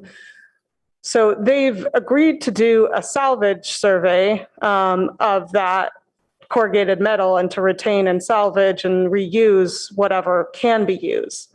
But ultimately, we don't know how much can be used. And so I think that it came to staff's attention that, you know, there may be more modifications to this building than we were originally envisioning. And we wanted to make sure that the public and the Planning Commission was aware of that. Thank you. Yeah. Okay. That's super helpful to understand. And then another small question on page 18, where there's a section called neighborhood setting and character. I keep looking at the maps and trying to orient myself. Did we flip northwest and or northeast there, or or maybe I'm looking at it upside down, or I'm just so confused. And southeast and southwest, are they flipped as well? What? Oh, I'm sorry, you're right.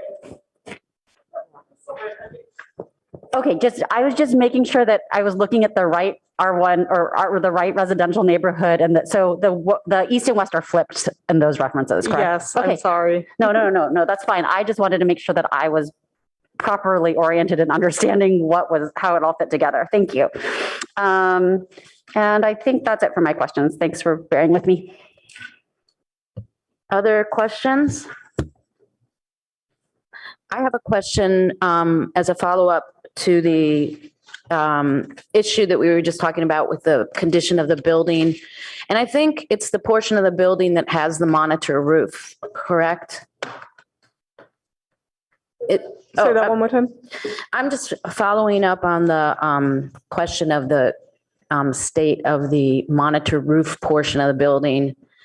I guess we would call that probably the old Fry's site portion of the building. Yeah.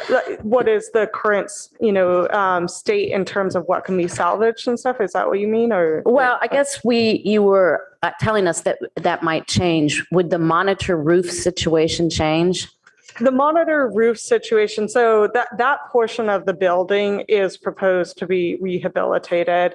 I know that some of those monitor roofs are boarded, some of the windows on that monitor roof and stuff are boarded up. And so they intend to do a salvage survey of those windows to see what can be retained and what would be replaced in kind. But the monitor roofs are intended to stay as is. Okay, so we would have more information, I'm sure, on the state of that portion of the building, I'll call it, before we make any final decisions. Next spring, late winter. I don't know if Sobrato can speak to when those kind of surveys would occur, the salvage surveys.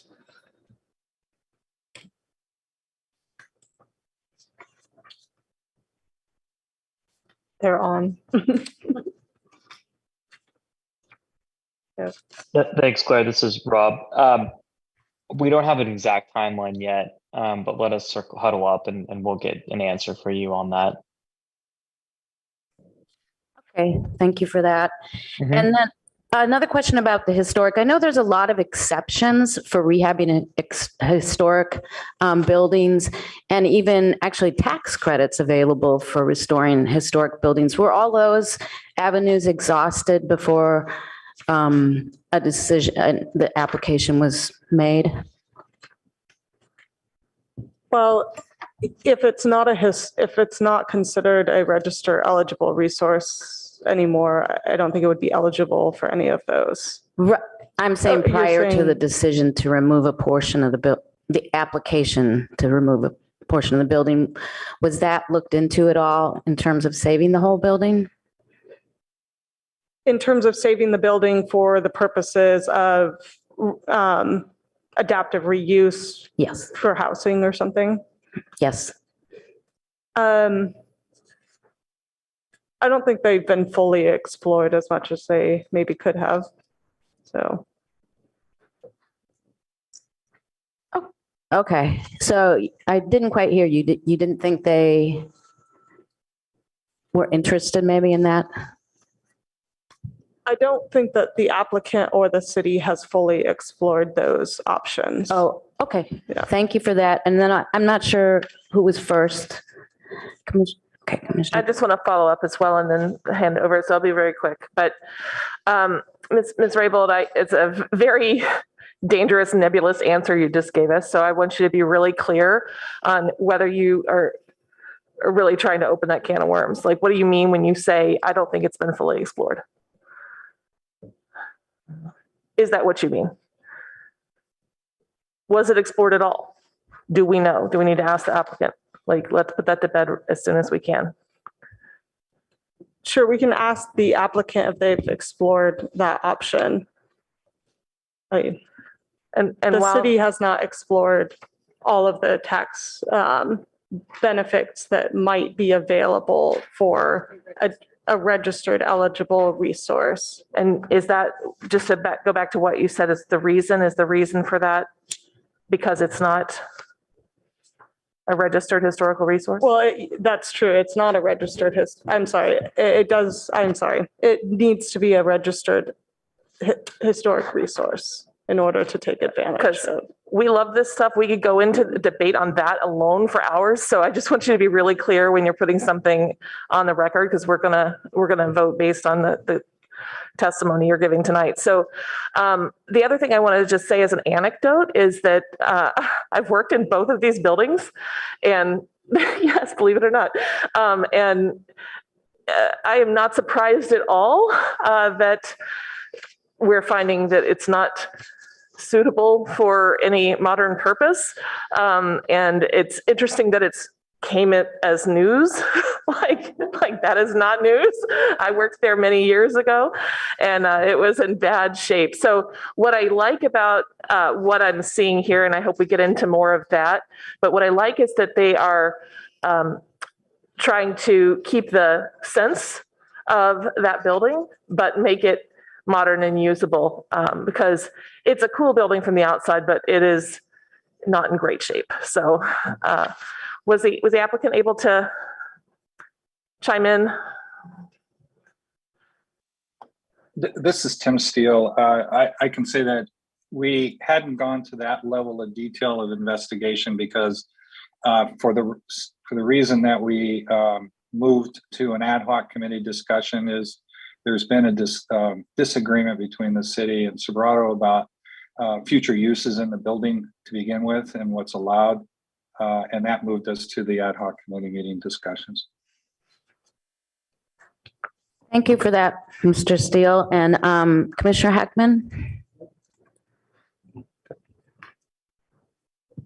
So I wanted to actually follow up on one of the questions Commissioner Chang asked early on, where she was able to have staff clarify for us that moving forward with the development agreement project, which I think is alternative 3 in the EIR, that would change a portion of the cannery building and result in the remainder of the cannery building no longer being eligible for historic designation, right? I got that part right. All right, so the same question about the project that that has been applied for, the SB 330 project, which my understanding is that project where we have limited discretion, that would replace 84,000 square feet of the cannery building with, I think, 91 units. And similarly, I guess my question is, wouldn't similarly that render the remainder of the cannery building ineligible for historic designation? Yes, I will say that this is all under the California register. It would be ineligible. Okay.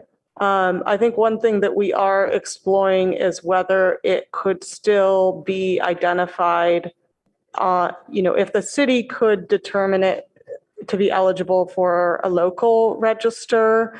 There's my understanding is there's kind of lesser requirements in terms of what needs to be retained in the building, and the city could still choose to make it a landmark or put it on its local register, what remains of the building potentially. So we are looking into that to see if that would be feasible.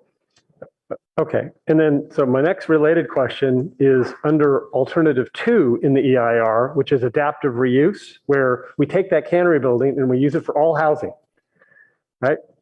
My impression, particularly with all of these new discoveries that are described on packet pages 24, mostly 24, is that the changes that would need to be made to the cannery building to accommodate that would similarly render whatever's left of the cannery building ineligible for historic designation.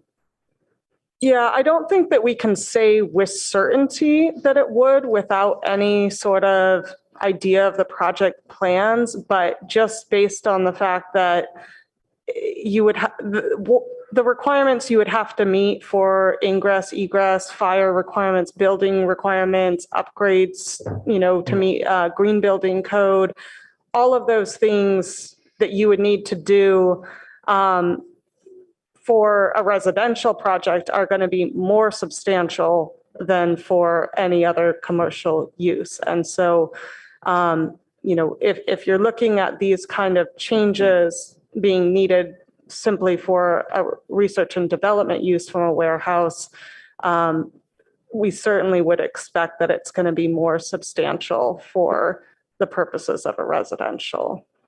Yeah, and it makes sense to me, and I think that's one of the points that was made in the staff report in that analysis. So to me, what the answers to those 3 questions tells me is that the retention of all of the cannery building as a historic resource really isn't on the table because we have this SB 330 project presented to us. And in terms of a portion of the cannery building being eligible, none of these 3 paths, SB 330, adaptive reuse, maybe, but it seems to me almost certainly, or the development agreement alternative, none of those, they're all the same in that none of those is a path to retaining that remaining portion, whatever it is, of the building as eligible for historic designation. No, that's more of a comment than a question, staff. Okay. So I have a follow-on question. You had mentioned that some of these changes might not preclude it from being listed in a local register of historic places. And what protections are afforded for a building in such a local register? Because I guess what I'm wondering is, given that the rest of the building, if preserved, cannot be listed on the state register, there's nothing that would prevent the building from being completely leveled at a future date, just as there isn't today, right now. But I just wanted to understand if there is some pathway where, if we said, okay, let's use this for office, that the building could indeed remain protected in perpetuity. So, well, the first thing is there is a development agreement. So that's a legislative process that goes, that's an opportunity. Second, So when you said with the development agreement, does that mean that the building cannot be torn down? I thought it was just for 10 years.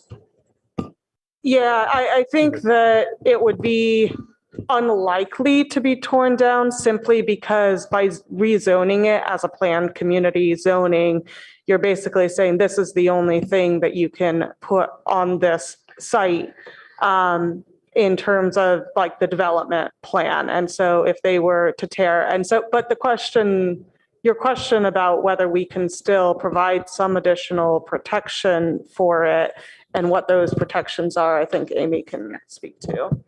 I was about to talk to that piece of it. So, with our local inventory, we have categories 1 through 4. Categories 1 through 2, 1 and 2 throughout the city have more protection than categories 3 and 4. There's often historic resources, category 3 and 4 have been modified, sometimes significantly, but they're still having enough integrity to be listed on the city's category, 3 and 4. Now, there's always criteria. Why would it be listed? So in the case of this building, it's not for architecture, it's for events. So, could it be listed as a category 1 and 2 on our inventory because of events? That would be something to take up with the, Historic Resources Board and that process. But a category 3 and 4 for architecture, let's say, it may not even rise to that occasion just based on architecture. Thank you. Commissioner Heckman? I think that's my old light, but since it's back to me, let me just point out one thing about this new discovery. I just want to note that I actually appreciate that the applicant here, Serato, has started that process to look at those things. I don't know if any of you remember what happened at Edgewood Plaza, which has, some historic aspects. And as that was approved, there was a portion, the kind of the low portion where like the wig shop was, that was all supposed to be adaptively reused with a lot of the original material. And what happened is when they stripped away the exteriors, they found that a lot of the support membranes were so deteriorated, at least we were told, that they couldn't be used. And so they just moved forward to replace them, bypassing some city process at the time. So here, at least, we're getting these issues on the table where we can all talk about them and look at the analyses. And so I think that's really a benefit to this process as we go through it and try to figure out what can be saved and what realistically has reached the end of its useful life. Okay, thank you for that. I had one remaining question. Most of mine were answered, and it's packet page 89 about the parking structure, which abuts the R1 neighborhood on Olive. And it's just about the daylight plane and unclear the new parking garage daylight plane will need to be shown on maps. That comment? Packet page 89.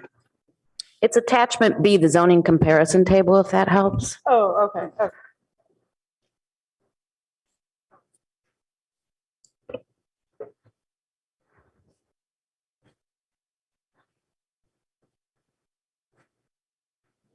So.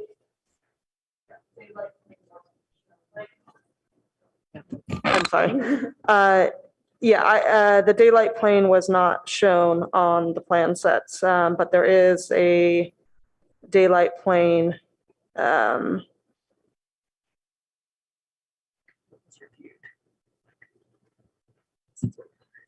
no, this is existing because there's a drawing in the plan set where it appears It'll need to be shown. that there's parking on the roof of the parking structure. Mhm. And I was just wondering, and I can get you the page on the plan set. I was just wondering if that was accurate and that the people parking on the roof would be able to look into the yards of the Olive Street. I can get the plan set number. I was just wondering about that issue. And it's kind of an issue that the ARB could help clarify, I think. Sure, we can ask for line of sight diagrams between the, where they might be able to look into neighboring. We ask for line of sight diagrams a lot, so we can certainly ask for that. Oh, okay. And for reference, it's, That would be separate from a daylight plane though, too. I know it is, but it made me look at this page, and it's page AC2.1.10.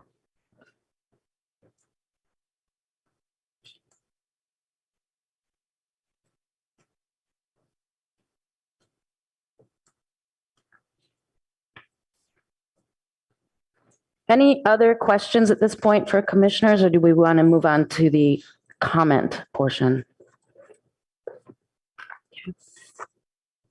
I have one question. Go ahead, Commissioner Rekdal. One of the goals of the city council was to reduce, what they say, developmental density. They really wanted low density office here. And right now it is low density office, but the zoning doesn't do anything to preclude it. They could turn around. Is that correct?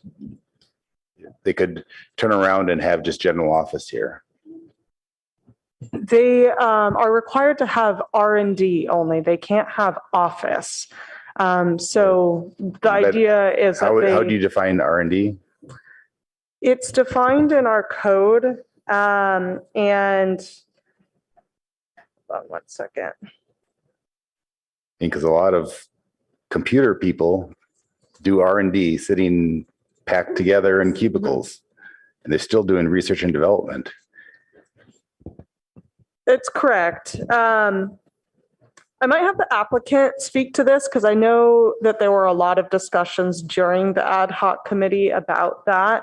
I don't know if Tim or Rob might be able to weigh in on that. Yeah, thank you. This is Tim. We did talk a lot about that and the difficulty in drafting language and how to enforce it. The dialogue around this gravitated to something that was easier to and more likely to be enforced, and that was we got a lower parking ratio, and 2, we'll have a fairly aggressive TDM plan on top of that.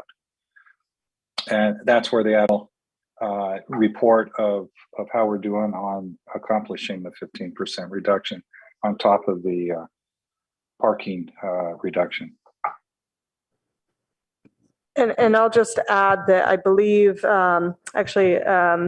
I think Jonathan Late is on, but I believe during the NV cap, there were a lot of discussions recently at council of how they wanted to implement the kind of how they wanted to control density in office. And I think that their conclusion was that they wanted to enforce it through TDM. Is that accurate, Jonathan?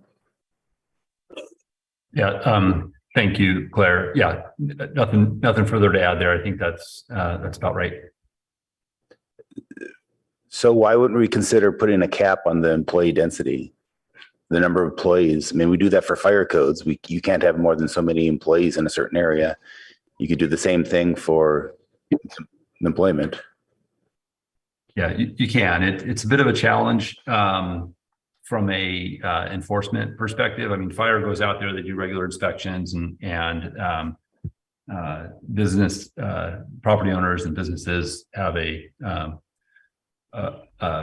state sort of standard for ensuring that they are complying with those fire codes and those life safety standards. For our discussion, during the ad hoc discussion, there was this understanding of sort of the enforcement challenges with it. But again, as Tim had noted, the ad hoc did gravitate toward this. There was an interest clearly from the city's perspective to have some, better definition of sort of a lower density employment use. And we wrestled with that for a little bit, but in the end, what emerged from the dialogue was using the TDM as a way to address that. And that's how that conversation played out. I mean, but historically, we really don't have good experience with TDMs being efficient, do we? Well, we don't have the TDM model. There's a couple of things. One is only somewhat recently, within the past year or so, maybe 18 months, I think the code changed to really implement some more aggressive TDM standards. And now, as it was, previously under the code, we generally give it a business at least 2 years to work through from operation to work through those TDM changes. And so some of the more recent ones haven't sort of matured to that state to be analyzed. But I will also acknowledge that you're right. We do not have a ton of those on record, and the historic follow through on those, I would say, has not met sort of our expectations as a community. So there's been a shift. They're much more robust now. It's embedded in the code. To the extent that they are applied, they are pretty aggressive standards, but we also haven't gone to that maturity state of going back and testing them at this point either. I mean, my concern is not so much that Sobrato is going to go against their word or go against the spirit of this agreement, but they certainly could sell this, and this building's going to be there for a long time. In 20 years from now, someone's going to own it, and someone's going to buy it and have a big mortgage on it, and they're going to crank up density to. I mean, that's certainly a very attractive thing for a landlord to do, is to try and crank up density to crank up rent. And if both sides of the agreement say we just want low density, why wouldn't we specify that? It just puts it in writing what the expectation of the landlord is. I'll just add to that I'm unfamiliar with, I thought with TDMs, the goal of TDMs was to get people to work without using cars in a variety of ways, but I was not familiar with it as a way to limit density of employees at a building or office. Is that something new, or how does that work? So TDM strategies are intended to reduce vehicle trips, right? So that's the objective there. And so the reason you want to implement a TDM in a particular area is to reduce the vehicular traffic impacts that the residents would experience, either through cut through traffic or other just sort of commercial intrusions into residential neighborhoods, including parking. And these are all matters that were discussed. And so by using a TDM, you can mitigate in part those intrusions and sort of address it from that perspective. Another point is the site. Well, first of all, Fry's as a retail use has a higher demand for parking than the office spaces have. That's by our code, and that plays out through ITE, the trip generations. So we're actually going to a less intense use than we had when Fry's was operational. And the site is actually providing from a ratio, the proposed project provides from a ratio basis more parking than is currently provided, albeit still non-conforming or not meeting the precise code standard. And I believe that's detailed in the staff report. And then lastly, the other note that I'd like to share is that, and I don't know if this is in the DA terms or not right now, but I know it was a discussion point, and we can come back and follow up on it, is there's a provision that I think would exclude this site from participating in a future RPP, residential parking program. And so collectively, these sort of components were viewed as something that would address the concern about a high density R&D employer at this location. Okay, thank you for that. I think I kind of misunderstood. You were referring to the TDM in that context because it will reduce the impacts, not that it was going to reduce the number of employees per square foot. Okay, thank you for that. And then I'm asking my colleague, oh, go ahead, Commissioner Templeton. Thanks. I had a follow-up question. Is there, other than TDM related concerns, is there any other reason that one would want to limit the number of employees at a site? And that's for Director Late or Commissioner Rectal. Yeah, I mean, part of it, I think, is jobs, housing, and balance, is that the more jobs you have, the more of a strain it puts on the local housing market. Okay. Director Late, does that have any Yeah, I think comments there? certainly the jobs. Yeah, so I agree. Jobs, housing, we're in this constant sort of, effort to improve the imbalance that I think we all acknowledge that we have now. And I think the city's taken a number of policy actions to curb office development and promote housing. And so we're in the midst of doing that now. I think in the course of the discussions, and I would certainly welcome Mr. Steele to weigh in as well if he has a different perspective. But I really felt like it was based on the impacts to the residents and the residential neighborhood as the item that we were really trying to address in that context. And I would say that the TDM would address the jobs housing imbalance in this bizarre side effect as well, because you're either living here and walking or biking, or you're taking the train to get to this job. So in any case, you're not driving. And so the net impact will be controlled by the TDM in any way you look at it. So I think that makes a lot of sense. And I understand why you guys did that. And I do hope that we would get more comfortable in enforcing those things, especially as we're working on our climate plans. So I agree on that, but I think it's a reasonable way to throttle the number of people working there and the impact on the city. Thank you. Oh, but if you have 500 workers who all walk to work, they still are taking 500 bedrooms in the community. So, but they'd have to be living here to do that. So that's not a problem. Yeah, but they're still displacing other people. I mean, they're taking. How are they displacing other people? They're living here and working here. We have.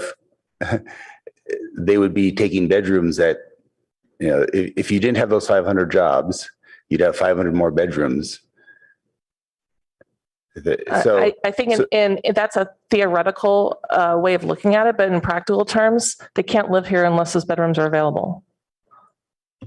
They still are taking 500 bedrooms. From whom? From whoever would be living there if they weren't living there. They're already, if somebody's living there, I mean, that's the point. Okay. But the fact that someone walks to work does not mean they're not putting pressure on the housing market. That those are two independent things. I'm not sure we're talking about the same thing here, but we can easily take it offline. All I'm saying is I think it's a reasonable approach and that they've covered a lot of angles. I'm wondering if my colleagues would like to take a quick break before we dip into the next section. Would that be welcome? Should we be back at 10 of? Sorry, it's 8:10 right now. Oh, that clock is wrong. What time should we come back? I don't have my. 10 minutes, 8:20? 8:20. Okay, sorry. The clock is wrong.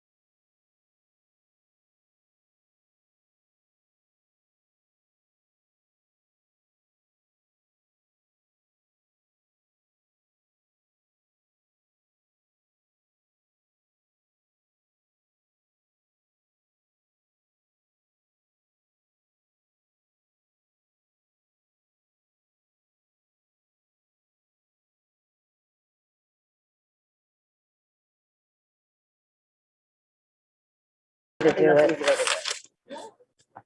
Okay, let's get back to work, colleagues.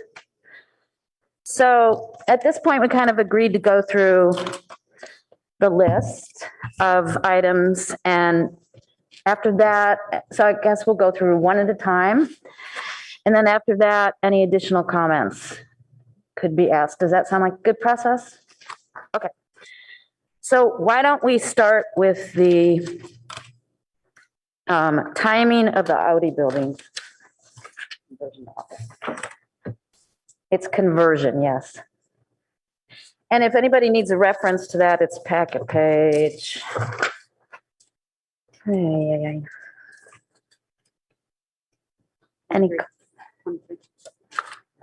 packet page 23. So any comments on? Not seen any. I'll ask staff a question about this. What were staff's concerns about the timing of the conversion? Because you say that that you have concerns, but I don't really. I was wondering what the concerns were.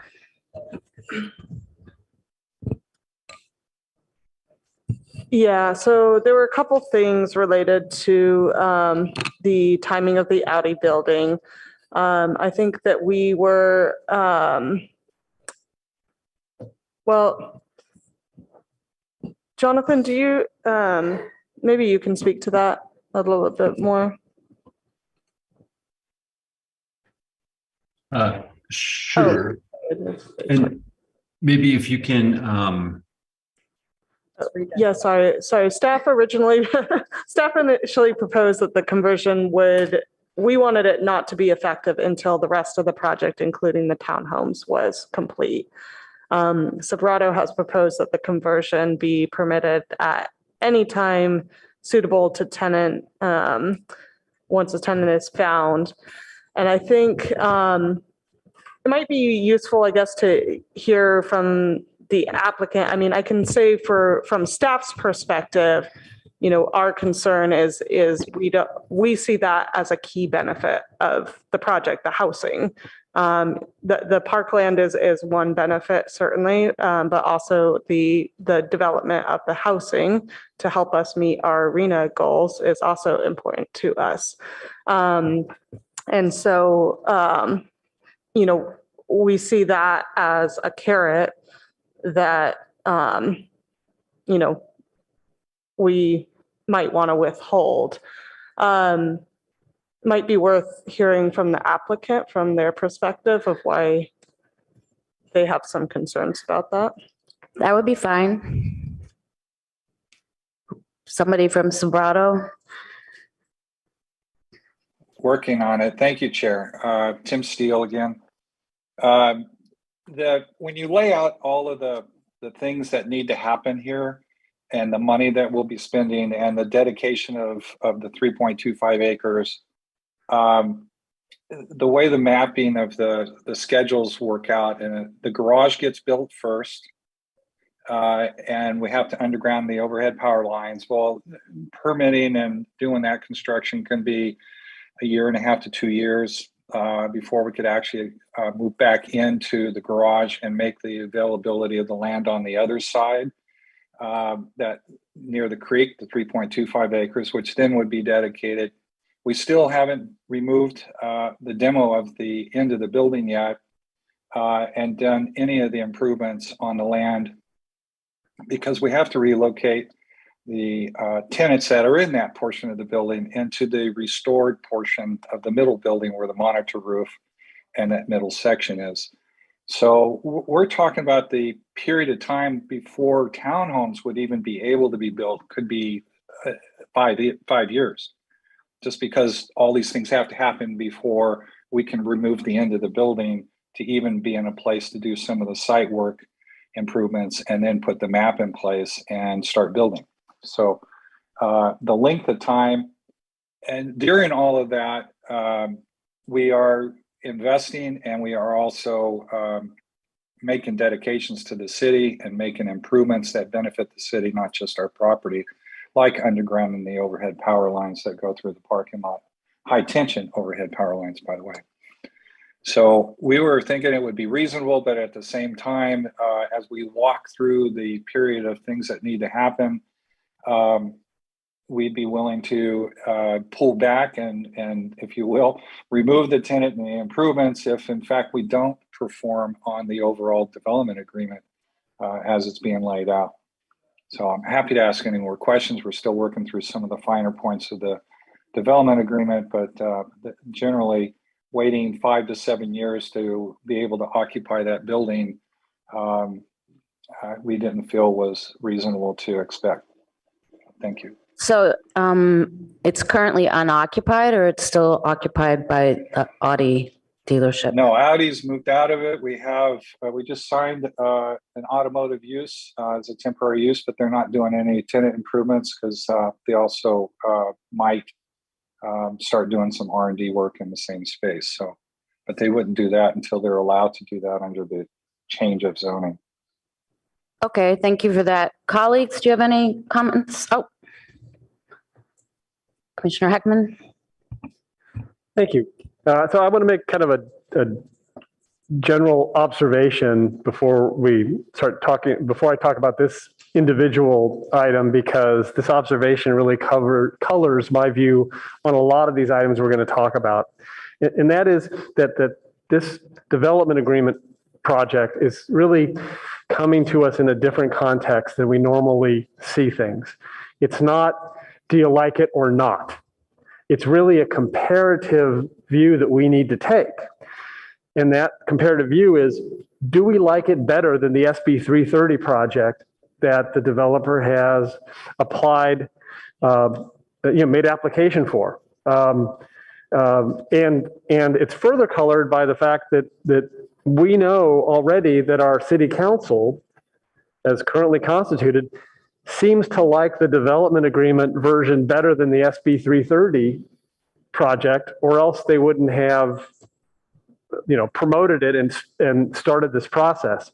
And so as I look at these various issues and sort of how far can we push Sobrato here, I guess I have in mind two things. One is if we push too hard, one of two things could happen. Either the city council ignores us because we have gone too far from, kind of the general direction that they seem attracted to, or even if the city council is attracted to our ideas, if Sobrato feels it's no longer palatable to them, then they just go back to their SB 330. So, like I said, that kind of colors a lot of my comments on these individual items. On this particular one about timing of refilling the Audi building, I actually have seen this kind of requirement in my work a couple of times a few years ago, maybe 10 years ago now, and the city of San Jose did this on a couple of projects where they were mixed use projects. It was an office building and residential. And what the city said is, we really want housing, so we're going to make you build the residential before we let you start the housing. And in at least one of those projects, the developer, after the final approval with that condition, walked away from the project because it no longer penciled out. And so I don't want to kill the project over this. And so I'm not. So I'm concerned about withholding the right to fill the Audi building until the entire project is done. I think that the Sobrato proposal really puts them at some risk. I think that would be really they're going to have to come up with a specialized lease to give themselves the right to kick somebody out if they haven't met these milestones. So I think, it's interesting that they would want to take on that risk. But I'm also wondering if there are some intermediate steps. Mr. Steele just mentioned all of these steps that, are going to need to happen before the townhomes are built. And so I was wondering if in kind of the phasing of the rollout of all of this development, maybe there's another earlier step than the townhomes that Sobrato would feel comfortable with, and that would really get them putting more skin in the game before they fill out the Audi building. So those are my thoughts. Thank you. Commissioner Chang? I think I come to the same conclusion as Commissioner Heckman did, but for slightly different reasons. I think there's a larger question about how this whole deal was negotiated. And, you know, my big observation in all of this is that I don't know what happened in closed doors. I don't know what the potential lawsuit was. I don't know what the dispute was about. So it makes it really hard to judge about, you know, to judge this. My opinion is, like, if we're going to have office there, then yes, it's a carrot, but it's not the hugest carrot. There's other, the continuation and rezoning is probably the biggest carrot. And I'd be okay, especially because there's some serious feasibility concerns here that's highlighted by the applicant.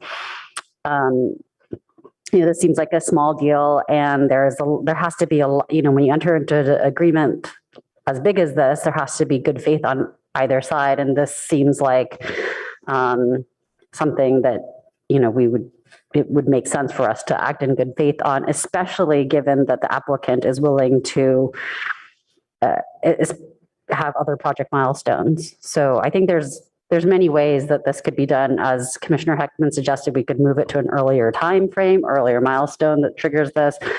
And then it could terminate with other project milestones if other project milestones aren't met. So this is not a big sticking point for me. I think there's lots of ways that we could come to an agreement. Thanks.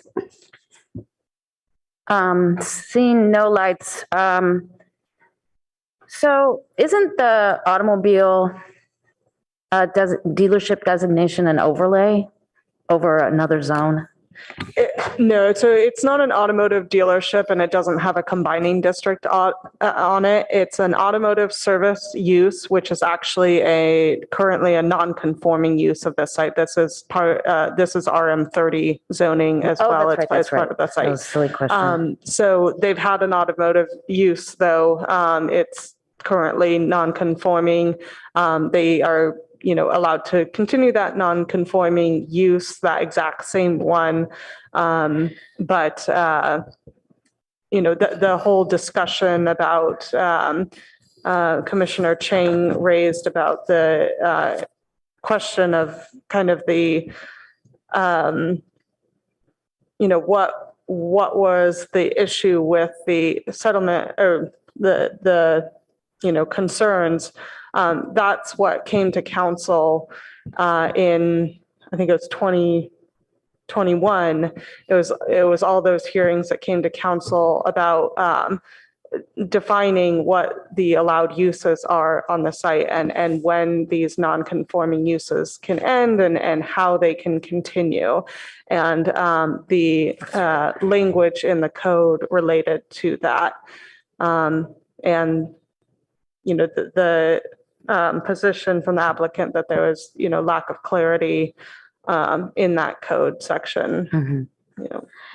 Right. So I also am really,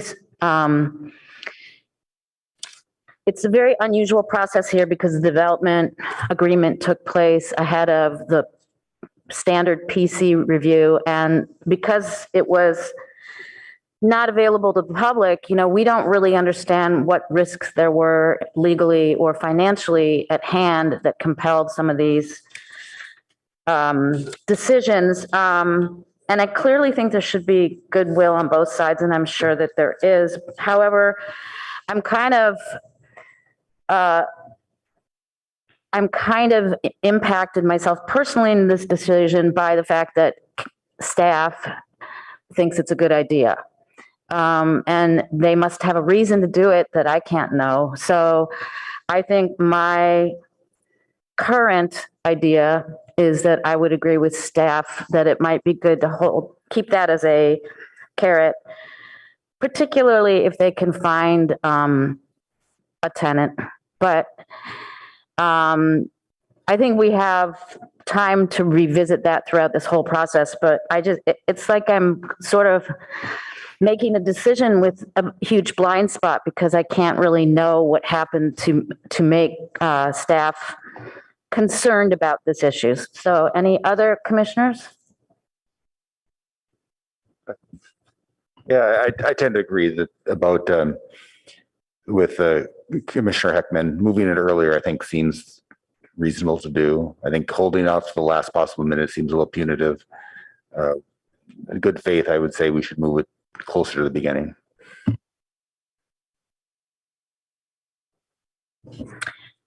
If there's no other comments, we'll move it on to the next issue, which I have is the retail space. Can I just ask a question before we move on? Yes, please. These are a number of items where staff is just asking for input. And so as we move through them, we're not ever going to vote on that, right? We're just each giving our comments. And I just want to make sure after this first one that this is really what staff was looking for. Just this is an example of what we're about to do 4 or 5 more times. Is that what you're looking for? Yes, this is fine. Yeah. Okay, thank you.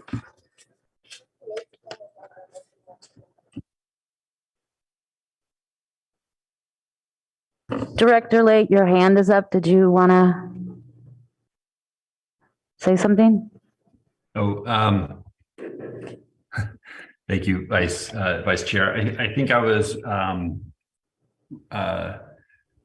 reacting to something that you had said about not having insight into staff's explanation as to why we put this forward. And I wanted to not have you be unclear as to our position on that. And I think just to speak to that a little bit further, as to reiterate what Claire had said, I mean, housing is a big component of this project for the city, not only the market rate development that's being proposed as a part of the townhome, but the anticipated affordable housing components as well as part of the park program. We can anticipate that what we're hearing is that, you know, there's some uncertainty as to when the housing will be built. We know that there's market conditions that will support a housing production, but it may be a couple of years before that's realized. And then we just know from our own process of how some things have taken place in Palo Alto. Once the land is available to the city, it's been deeded to the city. The city's got to go through a process of converting that to some kind of park space, and that's going to be a public process. That's going to take a number of years as well, as will a finding an affordable housing provider. There's going to be a request for proposals, and that's going to take some time, the funding, and so on and so forth. So the concern that we were trying to at least balance. And I think, we're totally open to the commission's guidance on this, is that we wanted to make sure that the city was receiving a benefit also, and sooner rather than sort of later in the process. And having the Audi building continue to be used for automobile repair services adds a little bit more, may add, and may unnecessarily add some additional pressure to wanting to see that housing development get built sooner rather than later. But hearing the commission's dialogue, again, this is why we presented it to the commission, and look forward to your feedback. Commissioner Heckman, just the last thing that you had noted at the end there, to the extent that we have consensus from the commissioners represented, I think that's sufficient for us to go forward and continue to work on the development agreement. I think we were hearing consensus on that last item about the Audi building. So for the future items that come forward. Thank you. Thank you for that. And actually, we didn't hear from everybody, and I think I was more favorable to staff's idea. So there wasn't consensus.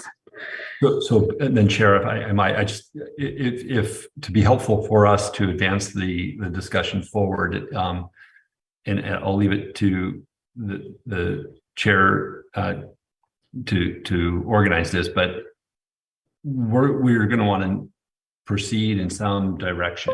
And if the commission wants to influence that direction, having some kind of consensus or verbalization. And if folks choose not to participate in a particular discussion, we'll just go with the voices that we've heard, unless you'd like to take some other approach. We can only go on based on what we hear, I guess is what I'm saying. Only if you would like us to vote instead of just taking notes. Yeah, again, I think informally, I think it's fine. You're going to see this again. So I think it's okay to be informal. But again, all we can do is go based on what we hear. Okay, thanks for that. Next up is retail space. And Chair Heckman would like to go first. Vice Chair, need to remember to turn my light off after, because I don't think I had turned it on. I'm happy to start with this. So the issue is whether in this 2,600 square feet of space, should it be, its primary use be retail, or should its primary use be some interpretive adjunct associated with the historic structure, the cannery structure that was once there. My thoughts on that are, first of all, 2,600 square feet is a lot of space. That's 30% bigger than my house. And I think it's more space than the display area at the Palo Alto Art Center. And so my thinking is while having his information about the historic cannery is important, and I think some portion of the 2,600 square feet should be used for that.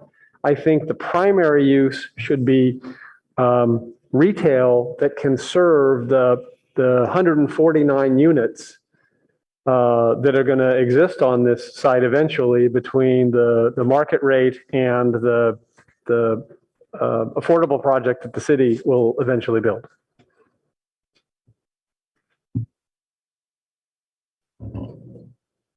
Commissioner Chang? My view is that given the current relative lack of services in that area, I'm sure the residents of the new townhomes, as well as residents in that area, would appreciate something that, and that we'll have a park there eventually, that it would be nice if there was some sort of service that the residents could benefit from. I think the interpretive area, it'd be great if there were some elements of the interpretive area that were always available, even if the retail operation or the business were closed. But we saw renderings of outdoor space, and so I think that there's things that could be done creatively to allow some interpretive value even while the business itself were closed. But I think that in terms of value to the residents in the area, it'd be nice to have something that they could really benefit from. Commissioner Templeton? Thank you. I agree. I'm thinking about other places that have interpretive space combined with other things, like the cannery in Monterey. It's a great space that has some services there, some historical information, and that's inside the building at the same time in the same space. Also, we're talking about it being near the park. It's possible to put some interpretive information in or near the park as well. So we don't have to limit ourselves to only providing that historic information inside. So I think we can get really creative and have fun with it and get, people to interact with it even more. Thanks. Commissioner Rupubar?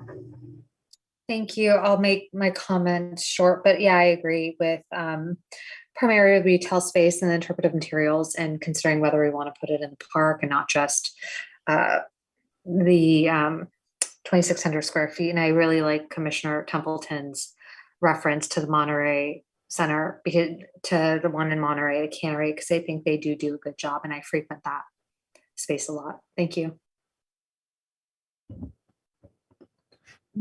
Does the townhome project have any common space? Sorry, any what? Does the current townhome design have any common space for the residents? The common space for the residents is just the kind of aisles in between, but Yeah, other than that, there's no community room or anything like that. No There's no community. shared space in that. No. Okay. I think having this be retail is most practical, but I would really like to see, like, for example, our neighborhood group uses the back room at Hobie's for some of our meetings. And so I would really like, I think retail is a lot more practical than having a museum. I think the novelty of the museum will wear off fairly quickly. But if this could be some combination of retail that serves the residents and also is kind of a community hub for the residents, then I think that's a big win. So. Thank you. And I actually agree with Commissioner Rekdal, but I actually would prefer an additional community space to be identified as, I don't know that it would be retail, but it would be a part of the R&D use that was dedicated space for the community, because there's nothing else for them. And I think it should be also an indoor-outdoor portion. So I think that section of the building that is retail needs to be expanded to accommodate what would normally be in a residential, some amenity space, shared space, community space, meeting room in a residential development of that size. So that would be key for my support. Sorry, just to clarify, you're referencing that corner outdoor space, and are you saying that you would have it be like a room addition to that? I think it's not, I think at 2,600 feet, it's not big enough to accommodate the needs of retail, a little, what are we calling it? A little museum area, historic area, and also a dedicated place for the people living in the townhome neighborhood, because they don't have anything like that. So it wouldn't be retail, but it would be not R&D, and it would be dedicated to that, to the neighborhood townhome use. Or it should go in the townhome area. There should be a place like that. I mean, where are they going to have neighborhood association meetings, you know? So I think the easiest way to do that, you either have to redesign the townhomes as they get refined in this process, or you have to take more space out of in the monitor roof area, I'll call it.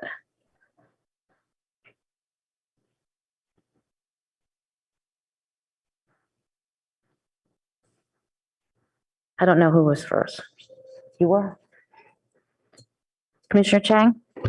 So I have limited my comments specifically to the question that staff raised about the purpose of the 2,600 square feet of retail space. But what I would say is that it sure would be nice if the 2,600 feet were a little bit bigger. So enough to, say, accommodate a restaurant or just a little bit more varied use.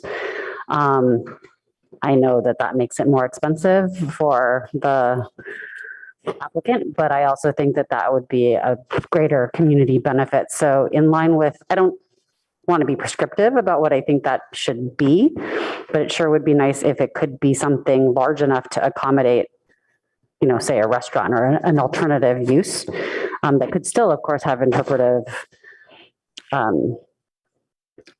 materials available. So I am aligned with Commissioner Suma on that. It's a wish, and we're supposed to give feedback, so that's my feedback. Commissioner Templeton? Thank you. 2,600 square feet is pretty large. Again, comparing that to houses that I've been in and other spaces, I think you could have a community meeting in there if it was a coffee shop or some other kind of retail space. But I would also say, you know, I'm not sure that many neighborhoods in Palo Alto have, especially of this size, have a dedicated community center that is private.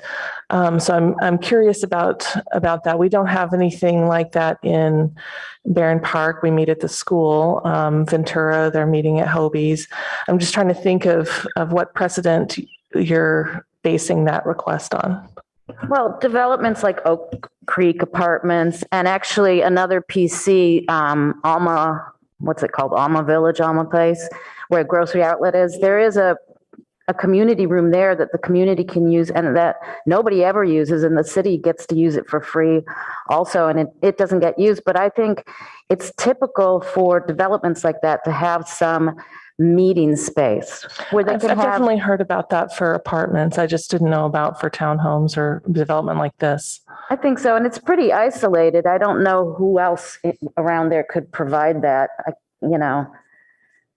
Maybe the community childcare thing where the Ventura Old School is, but I don't think it's a lot to ask. I don't think 2,600 feet is really big enough here of a carve out.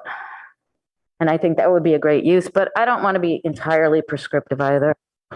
Yeah, I'm just providing an alternate opinion, and we're all weighing in on this. So for me, 2,600 square feet is pretty large.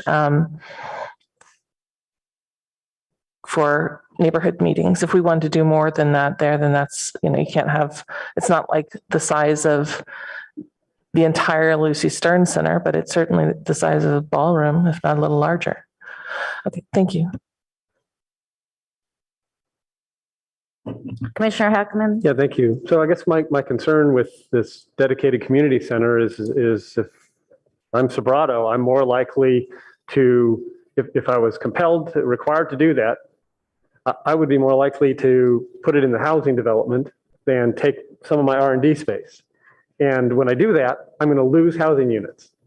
And right, because if you look at the design, the housing units are all, you know, they take up all the housing area. So are we going to, you know, eliminate 3 or 4 units for a community center? I would say, you know, in this development, which is going to be next to a 2.5 acre park, I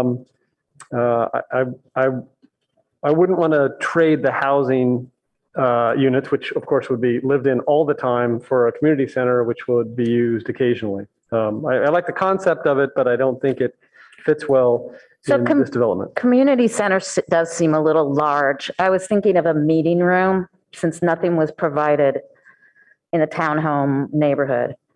And I don't think it has to be huge. I mean, the one at Alma Plaza is pretty small, but I think it could be very useful. And I think 2,600 is pretty limited. I think for a full restaurant, I don't think it's enough room, really. When you take in space, the kitchen and storage take up a lot of restaurant space. So those would be my concerns. So it might be helpful to the commission if we just understood a little bit about how the 2,600 figure was derived. Is it like a particular end of a building that happens to be 2,600 feet? How was, you know, are we allowed to know where that figure came from? Can you reference which figure? Yeah, I can speak to this, Claire. So thank you, Commissioner Heckman. So this is an area where the ad hoc spent a fair amount of time discussing this, and there was a lot of interest in trying to maximize for the community the size of this space, and for the reasons that have been articulated by the commission. And I would say that the number that we have is probably smaller than we want, but it's also I think a lot larger than Sobrato was anticipating as well. And so I think what this reflects is a compromise, and really trying to blend elements of the interpretive component to sort of honor the history of the site, combined with its proximity to the park, and create some kind of a viable, engagement opportunity, community gathering place, whether it's a coffee shop or something along those lines. The commission has said, and the ad hoc too, did not want to get too prescriptive as to what that space would look like. And just understanding that retail is a challenge in this area. And it's a bit of lost leader for the developer. That's understood. And so we were just trying to find something that would work and be enough of a size to accomplish these different goals. So short answer is it reflects a compromise of through the discussion. Thank you for that. And other comments? We will go ahead. So if this wasn't retail, would this be open to the public? Would this be only open to residents? Do we have any idea, or is that still TBD? So it can only be retail as of right now, or some sort of public use, I suppose. I think that the question that we posed to the commissioners was born out of a discussion of what are the expectations if it's open to the public, so the public has the opportunity to view the monitor roofs or other, and celebrate that historic aspect of the site. But it's also a retail space. There's, obviously certain expectations in terms of what are normal business hours, and depending on the type of retail use, it might have different business hours. And so the question was, how available is this need to be to the public to be, part of that public benefit? Mm-hmm. And so, and then, also the question of if for some reason there wasn't a retail tenant for some period because a retail tenant left and vacated, is there a requirement to leave this, portion of the building open to the public? And how, does Sobrato make that work if there's not a tenant to kind of man that space? Mm-hmm. And so that's why we pose that question of, to what extent it's retail, and is there some sort of component that you could create that you could walk into at any time period? Certainly, we've been exploring some of the ideas that I think Commissioner Ching mentioned about interpretive materials outside that space as well, that would be available to the public all the time. And perhaps that would be enough to address, the public's ability as well. But certainly something we wanted your input on. Yeah, I'm nervous that we'll end up with just a coffee shop that's just open mornings and then it's locked up. And so now you have this space that you've carved out and it's really not getting much use because it's open for a couple hours in the morning and then it shuts down and locked up. Is there some way that if that's the case that you could have the residents at least have a key in it and it can be a gathering point for them, it's like a common area? I don't know, that has its own problems, but it just seems like a waste to have 2,600 square feet just to use for a few hours each day.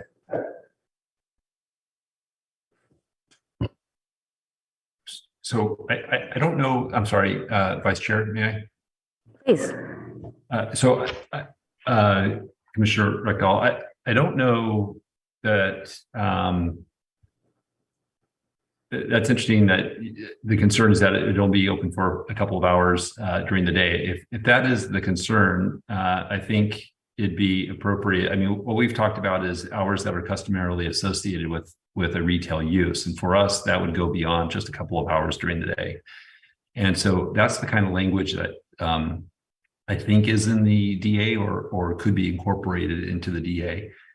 so that we don't have a sort of a vacant space there, or that's not the intent. The intent is to have a space where there can be some incidental gathering or some activity, and arguably it's going to be more active when there's a park there and some more housing units. But anyways, I just wanted to provide that perspective. Yeah, I mean, ideally you have retail. It's just kind of out of the way. You're not going to, and do we have critical mass to support the retail, or are we relying on people outside? And this is a big business issue. And so anyway, I want to see this area used. That's my point. I don't see it as being a place for a shop per se at all. More of a coffee, light food, refreshment place that is open reasonably long enough. Like maybe it opens at 11 and stays open after hours so residents can use it if they want to meet. That's more of what I see as practical with the historic component. Okay. Anything else? Commissioner Templeton?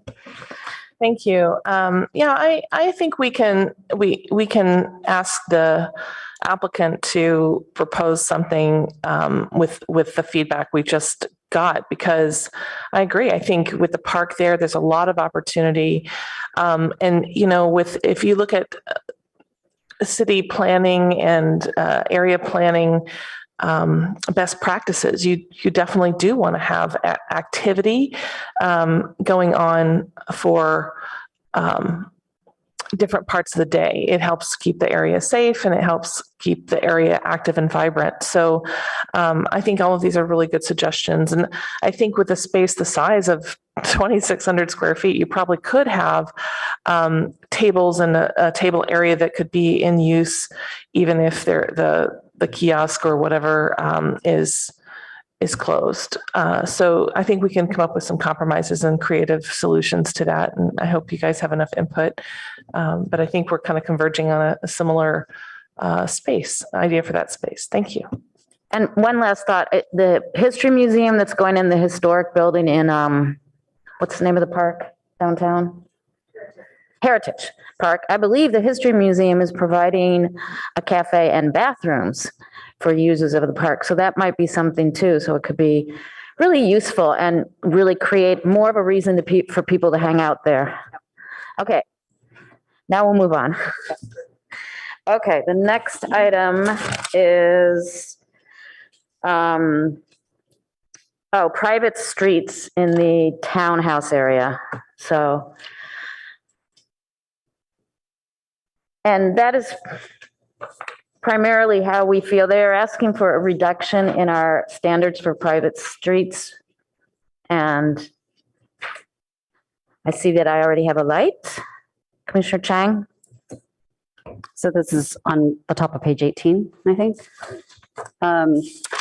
So I just wanted to first start by asking staff a question. Is there other precedent for when we have reduced the width of private streets? I don't know that we have done it, only because I'm not sure that we have had a lot of major townhome developments that have occurred since that code change was adopted. Do you recall? No, that's fine. I just thought, yeah, that's fine. I just didn't. So to me, whenever I see something like this, and last 2 weeks ago was the setbacks on arterials. There's like a reason why we have that rule, and I feel pretty strongly that we try and I feel pretty strongly that we maintain that rule. And I understand that there's anticipated to be sufficient fire safety, but what about other needs that garbage or fire engines have ladders, and what other implications are there here? So at a minimum, I would want more information before saying, okay, 26 feet. But in general, I think that we have the code for a reason. It was thought out at the time. And this is not a situation where we're shoehorning it's like a pretty big area that they have to work with. And so it would be pretty small design changes, I would think, in order to get a couple more feet on either side, not to mention that from a second story view, 26 feet, it's not very far away looking into somebody else's window. So those are just my thoughts. But from like a circulation and safety standpoint, I feel pretty strongly about the 32 feet.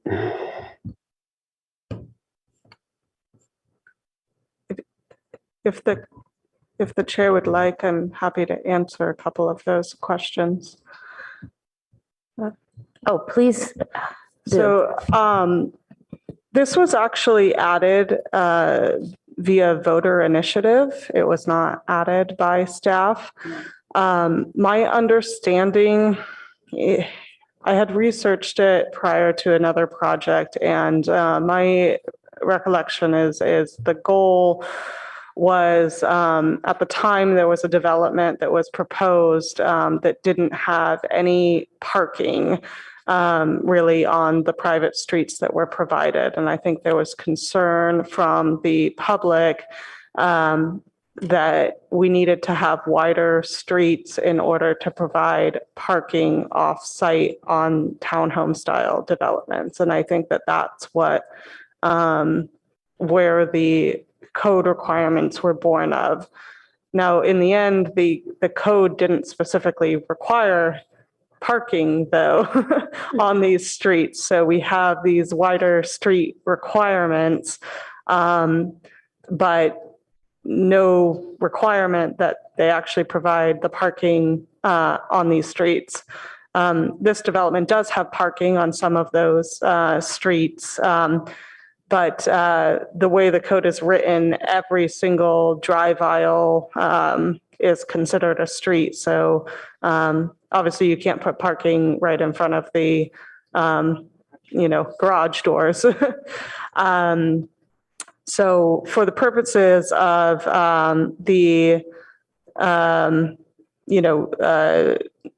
garbage pickup and fire safety, the garbage pickup has a lot of other implications. There's only certain areas that they can go. They won't, back up and back and forth in some of the smaller drive aisles. So they go around the exterior into, specific areas. And there's plans laid out in the development plan of the pathways for the garage or for the garbage trucks. But for fire safety, bringing in aerial ladders and stuff, 26 feet is the requirement. So what's being proposed here is 32 feet on the ground floor and 26 feet above, because if you're saying a street is 32 feet, then it needs to be clear all the way to above. So it's, right now they're proposing 26 feet on the upper levels. That's helpful. I think I need to look at the parking plan a little more carefully then to understand like the implications, but it sounds like what you're saying is that we cannot increase the parking for visitors. Yeah, so this wouldn't be requesting modification to kind of the main street access point streets where parking is currently proposed on the plans. It would be for the drive aisles in between where it's garage access points. Commissioner Templeton? I just wanted to say I often agree with Commissioner Chang on street safety and making sure that we have the space that we need to be safe. And I really appreciate you going through the explanation that it would be wider at ground level and why it's okay to be 26 feet apart, slightly higher levels. I didn't really understand that at first either. So I really appreciate your explanation. It sounds like that meets all the safety requirements. Thank you. Commissioner Heckman? So, yeah, I was trying to understand the sentence in this first full paragraph on packet page 18 that talks about both the 32 feet and the 26 feet. So if I'm understanding correctly, the first floors are 32 feet apart, and essentially that entire area is paved, drivable, although in some places you're going into or out of garages. So right on the first floor, it's 32 feet. Is that right? There are kind of tree kind of things, but we allow that in a private street and always have, so. Okay. And then when we rise up to the second floor, I guess those second floors extend toward each other a little bit. I don't know if it's 3 feet on each side, but it's a total of 6 feet between the two. And so you get a narrowing above the street. And so if I'm understanding, the exception that would be needed for the tentative map would not really be for the ground floor experience, but rather for the fact that it doesn't stay 32 feet to the sky. Do I have that right? So you can't have encroachments of building, floor area into private streets. So the private street would have to be reduced through the map with exceptions to a 26 feet for those drive aisles.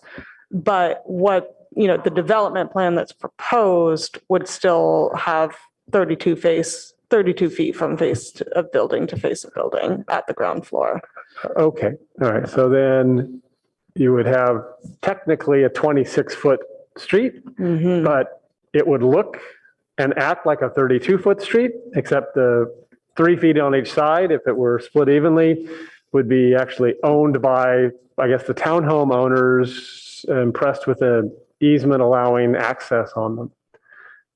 Right? Because otherwise you don't want individuals driving on the private property. So I would think that there would just be some easements to allow that outside of the private street.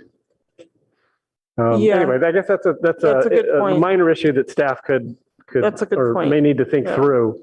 But I guess I'm supportive of this concept. Also, I would suggest, I know that there are planned developments in other jurisdictions where they have reduced private street sizes, the interior private street sizes. And if Palo Alto doesn't have a history of that, it might be worth contacting some of your colleagues from Mountain View, Menlo Park, or Redwood City, and just asking not only have they done it, but if they have, and it's aged somewhat, what was their experience? Like, have they subsequently received a lot of complaints that they were too narrow, or people were, parking and blocking things?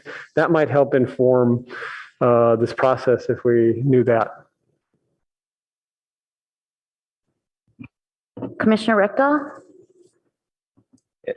Yeah, I'm looking at the plans right now on, do you have the package plans? Oh, What page? A2.7.2.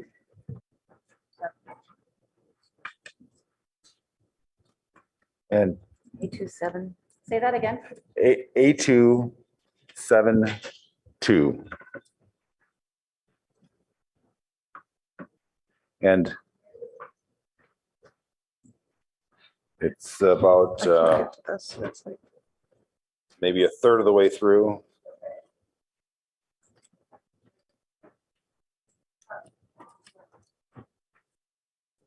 So is that what we're talking about on that?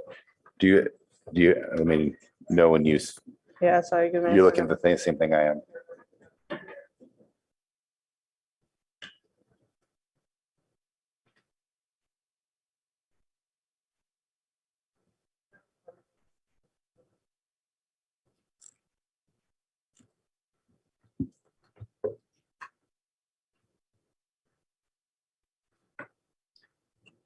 And actually, Commissioner Rectal, when we look at that, thank you. What I see now that at least the imagery they have here is the landscaping kind of extending out over, let's assume that's 3 feet. And then even, like a slightly different driveway apron. And so So it looks like that space isn't really usable as a drive aisle, and so that would almost eliminate this easement. It's almost thing like a 3-foot driveway. Yeah. Yeah. So with this kind of design, you wouldn't be looking at the kind of easement that I was thinking might be necessary. Yeah. So, Claire, if you Yeah, found I'm the, having trouble finding it, but I think, hold on one second. Let me bring up actually just. You want to borrow? Yeah. Sorry.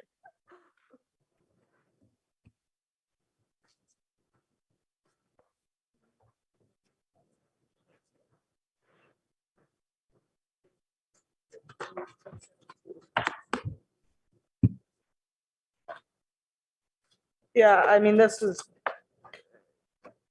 probably not the best view of like the drive aisles, but yes, it's in these areas exactly where you have the garages. and so the overhang. So that means that you have two garage doors facing each other and the garage doors themselves are 32 feet apart. Is that how this is designed? Mm-hmm. And so our regulations say right now that the buildings have to be 32 feet apart, or just that the road itself has to be 32 feet? Sorry, that the road has to be 32 feet. So if you are serving more than, I think it's 4 lots, which includes condominiums, it's under Title 21 of our code. If you are serving more than 4 lots, then it needs to be 32 feet wide. That's like curb to curb. Is that how they measure it? We typically measure that on a townhome style building. It would be, I think if you're doing it in this design, it would be face to face of building. So you know, it needs to have, we allow, you know, kind of bowled out for like a tree or something. It doesn't necessarily need to be a drive aisle for the entire distance. But you can't have encroachments of floor area into a private street. And generally it's, you know, paved in that area. So the vegetation they show at the bottom there is kind of the equivalent to the bulb out that you would have for the tree. Mm-hmm. Okay. And so that's allowed. But so they're meeting that law, but the ordinance says that it has to be clear all the way to the sky. The ordinance doesn't specify that it has to be clear to the sky, but just generally, if you have a street easement, you can't have a building encroaching into a street easement, especially floor area to a building. Okay. I mean, I know like in San Francisco, there are spots where you're walking on the sidewalk and there's an overhang 2 or 3 stories above you where the belt juts out. Is that because that's sidewalk, or is that just because of different zoning? I can't really say for sure. I mean, we certainly have areas where balconies overhang a sidewalk, but that sidewalk usually, you know, for example, along El Camino Real, we require a 12-foot sidewalk width. And so you have balconies that overhang the sidewalk, but a portion of that sidewalk is on the property. So it's not actually in the private street. I don't know in San Francisco if they have different requirements or if that's kind of the similar scenario happening where they might have you know, the first floor set back short, you know, so that they can extend the sidewalk and then the balconies overhang. So oh, sorry, 5 or more lots. Okay. Yeah.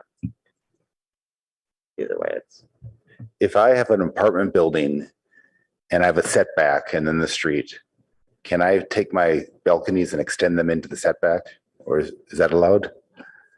under our code, it's allowed. We have certain allowances for balconies to encroach into a setback. I think some of our code is like it can encroach up to I want to say like 4 to 6 feet or something into a setback. Okay. And is there anything else in our code, this 26 feet, where did that come from? Was that chosen? 26 feet is a fire safety standard for kind of, I think it's for when they can get like their aerial apparatus in, I want to say, or ladders or something. Okay.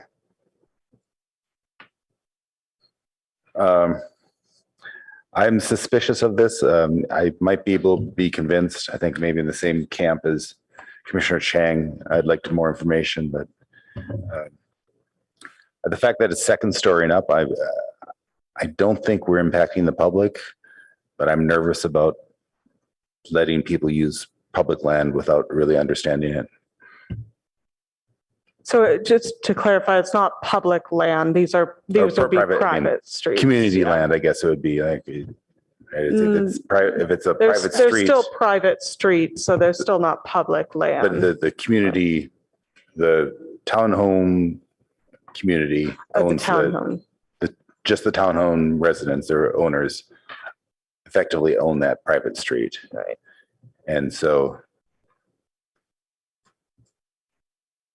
yeah, I might be able to be convinced, but I'm nervous about this. Quick question, maybe Ms. French will remember if the Upper Mayfield development, the width of the streets there, I can't believe I don't remember this. It was talked about so much. Just for a point of comparison, and I don't know if all the commissioners know that development, but it's not townhomes, but they're very close together. And there aren't driveways separating the lots. But if you don't remember, it's fine. I thought you might off the top of your head. No, I have my lifeline into Jody, who was the project planner for that, I believe. The one on Cal Ave? Yeah. Your college yeah. terrace. Okay, yeah, she may. Because for a point of comparison, at 26, if it's safe for emergency purposes, and I think we're talking about the interior long streets kind of, and I don't believe garbage trucks are going to go down those streets. They're going to service it from the perimeter. Yeah, service it from the perimeter. So and I think the minimum width of a driving lane is 10 feet, right? For a driving lane is 10 feet. Yeah, so 26 seems like it will be safe, and that was my main concern. Anyone else? Okay. Oh, go ahead. If you look at the front page of the packet,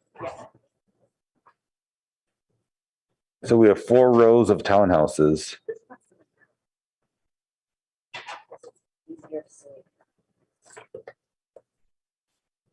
So they're going to be going through here.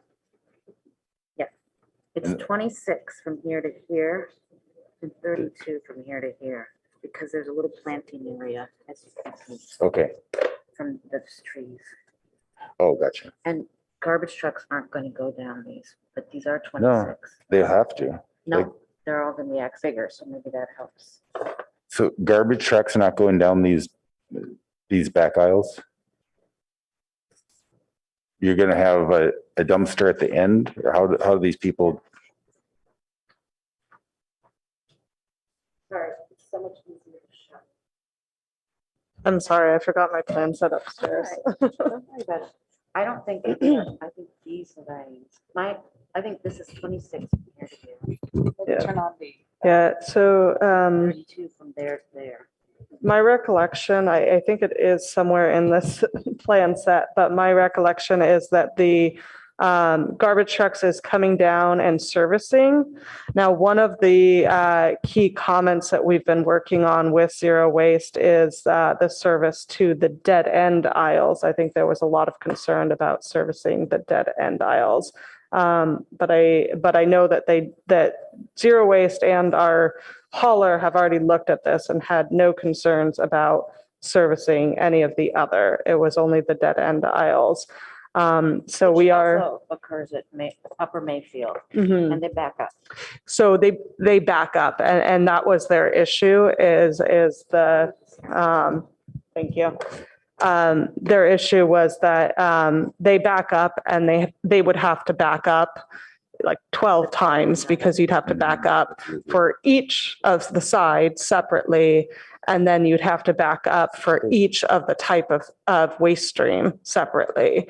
And so they felt that that was a safety concern on the dead end aisles. And so in the next iteration of plans, we are expecting modifications to the plans to propose a different alternative, which I believe would include, it probably will include some sort of area where trash cans will be moved to.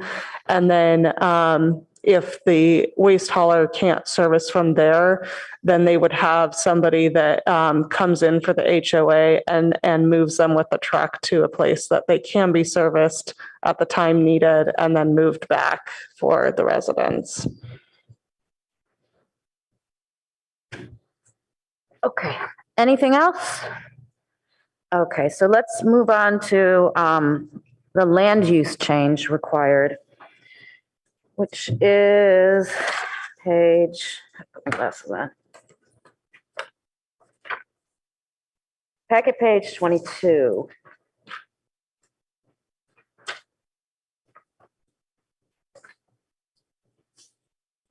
No, is that right? No, that's the wrong page. Packet page 20. Project includes a comprehensive plan land use map amendment.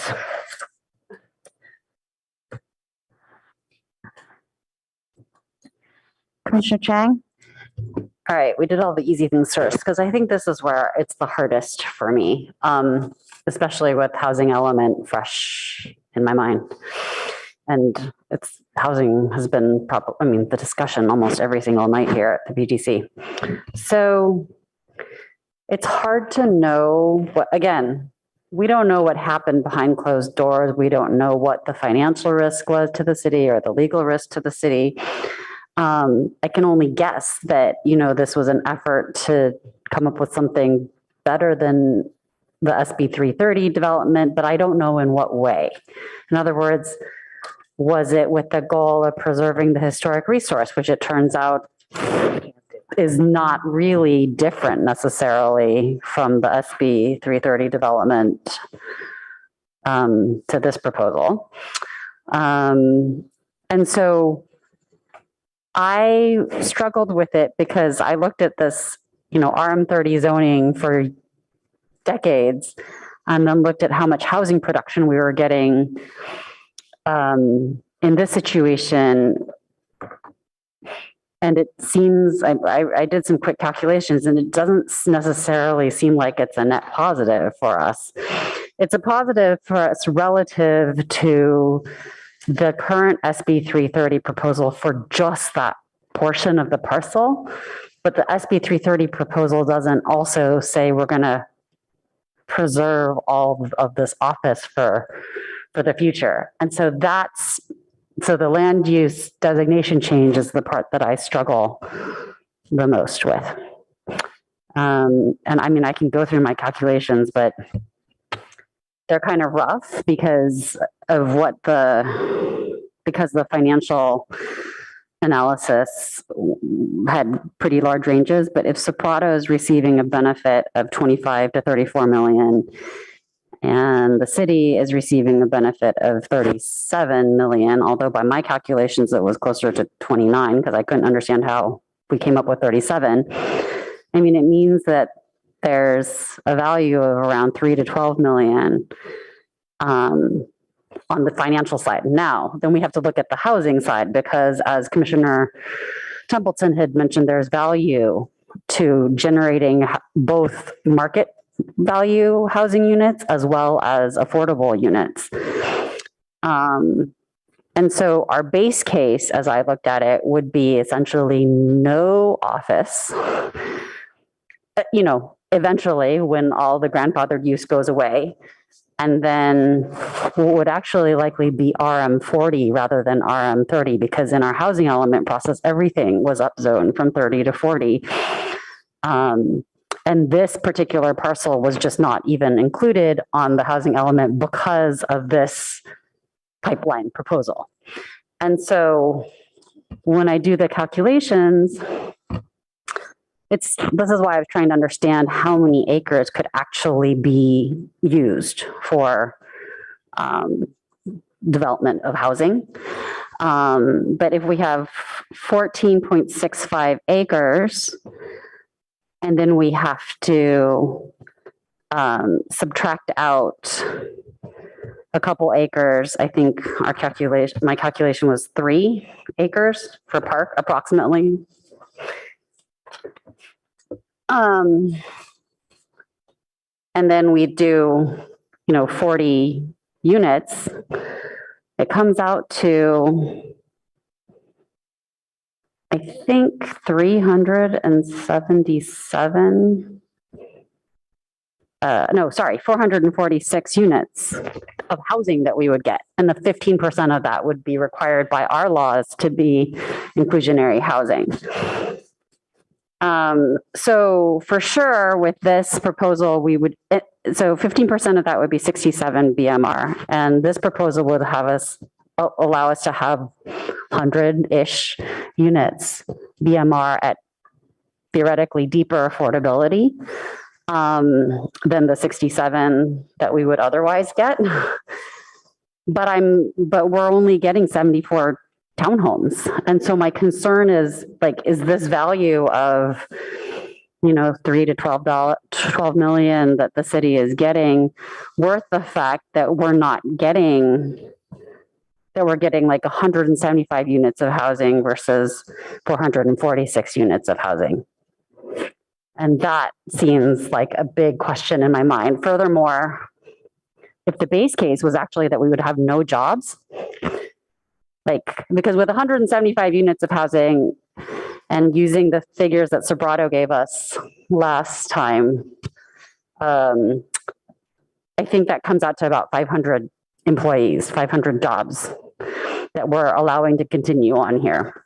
And if you assume 1.8 people per household, that means it's 266 households worth of people that we need to house as a result of having these 500 jobs. And if we're creating 175 units of housing, it's negative 91 units of housing with the jobs housing calculation, the jobs housing imbalance. So my calculations, and I know it's a hard to show because I didn't, this is my chicken scratch, but we're basically saying it's negative 91 units of housing versus 446 if we had this as RM40. And that is concerning to me. I'm not sure how good of a deal that is. But again, I don't know what was at stake. And I would way rather. So my concern is that it doesn't appear that we're going to be conserving this historical resource. And I don't know how you value partially preserving it. Right. We know that it won't be on the register of historic places, but if we're not able to partially preserve it, then that building could be razed in the future. And then we've traded off this public benefit of preserving this building to some extent for many hundreds of units of housing. And I think if it's going to be razed, I'd rather have all that housing. So that's my concern about this overall deal and overall rezoning of all of this RM30 and what would be RM30 RM30 is really RM40 based on how we were treating it for the housing element. So my concern is about taking all of this RM30 and turning it into CS or other non-residential, because it's just the opposite of everything that we struggle to do every single night here at the PTC. And then furthermore, we're taking a giant lot and splitting it into multiple lots. And we were just talking about programs in our housing element to incentivize lot consolidation. So it's we're going backwards, and I'm really concerned about that. Those are my thoughts. Commissioner Templeton? Oh, Jonathan? Mr. Late? Sorry. Thank you, Vice Chair. just turn on my camera because I didn't know if you wanted some staff response to some of those comments. I'm hearing, I see you nodding through the camera, so I'll continue. So I appreciate the challenge that the commissioners are going through. The ad hoc discussions,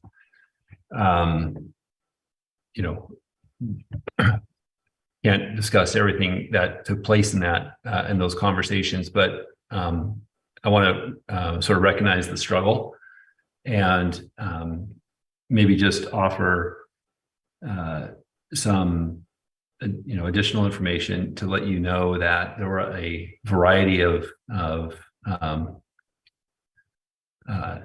development concepts that were explored.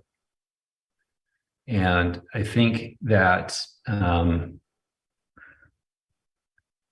the concept that got sort of settled on and which is more refined for you this evening is one that reflected the parties' sort of interests in the trade-offs that took place.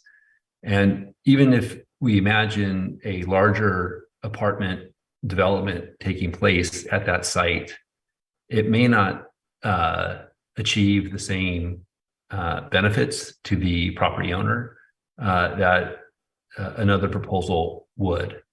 And at the end of the day, I think what the city and the commission and its recommendation ultimately to the city council has to weigh is the SB 330 project that is, we know is on file, and sort of the state laws and the rules that govern that. And the alternative, if that project goes forward or doesn't, if this project goes forward or doesn't, if the city has an interest in seeing a different type of development, it's still going to take many years, decades to see that realized because of the existing non-conforming improvements on the site. We'd have to amortize the property, and that will take some time to get through that. So we're presented with one project, which is the SB 330 project. We are presented with this alternative, which the city receives a number of benefits that you've discussed. And while we can imagine other scenarios, the one that is before you is the one that was the parties sort of winnowed it down and found most agreeable. So it doesn't answer your question and maybe satisfy all those components, but I wanted to let you know that there were a variety of considerations, development concepts that were explored and considered.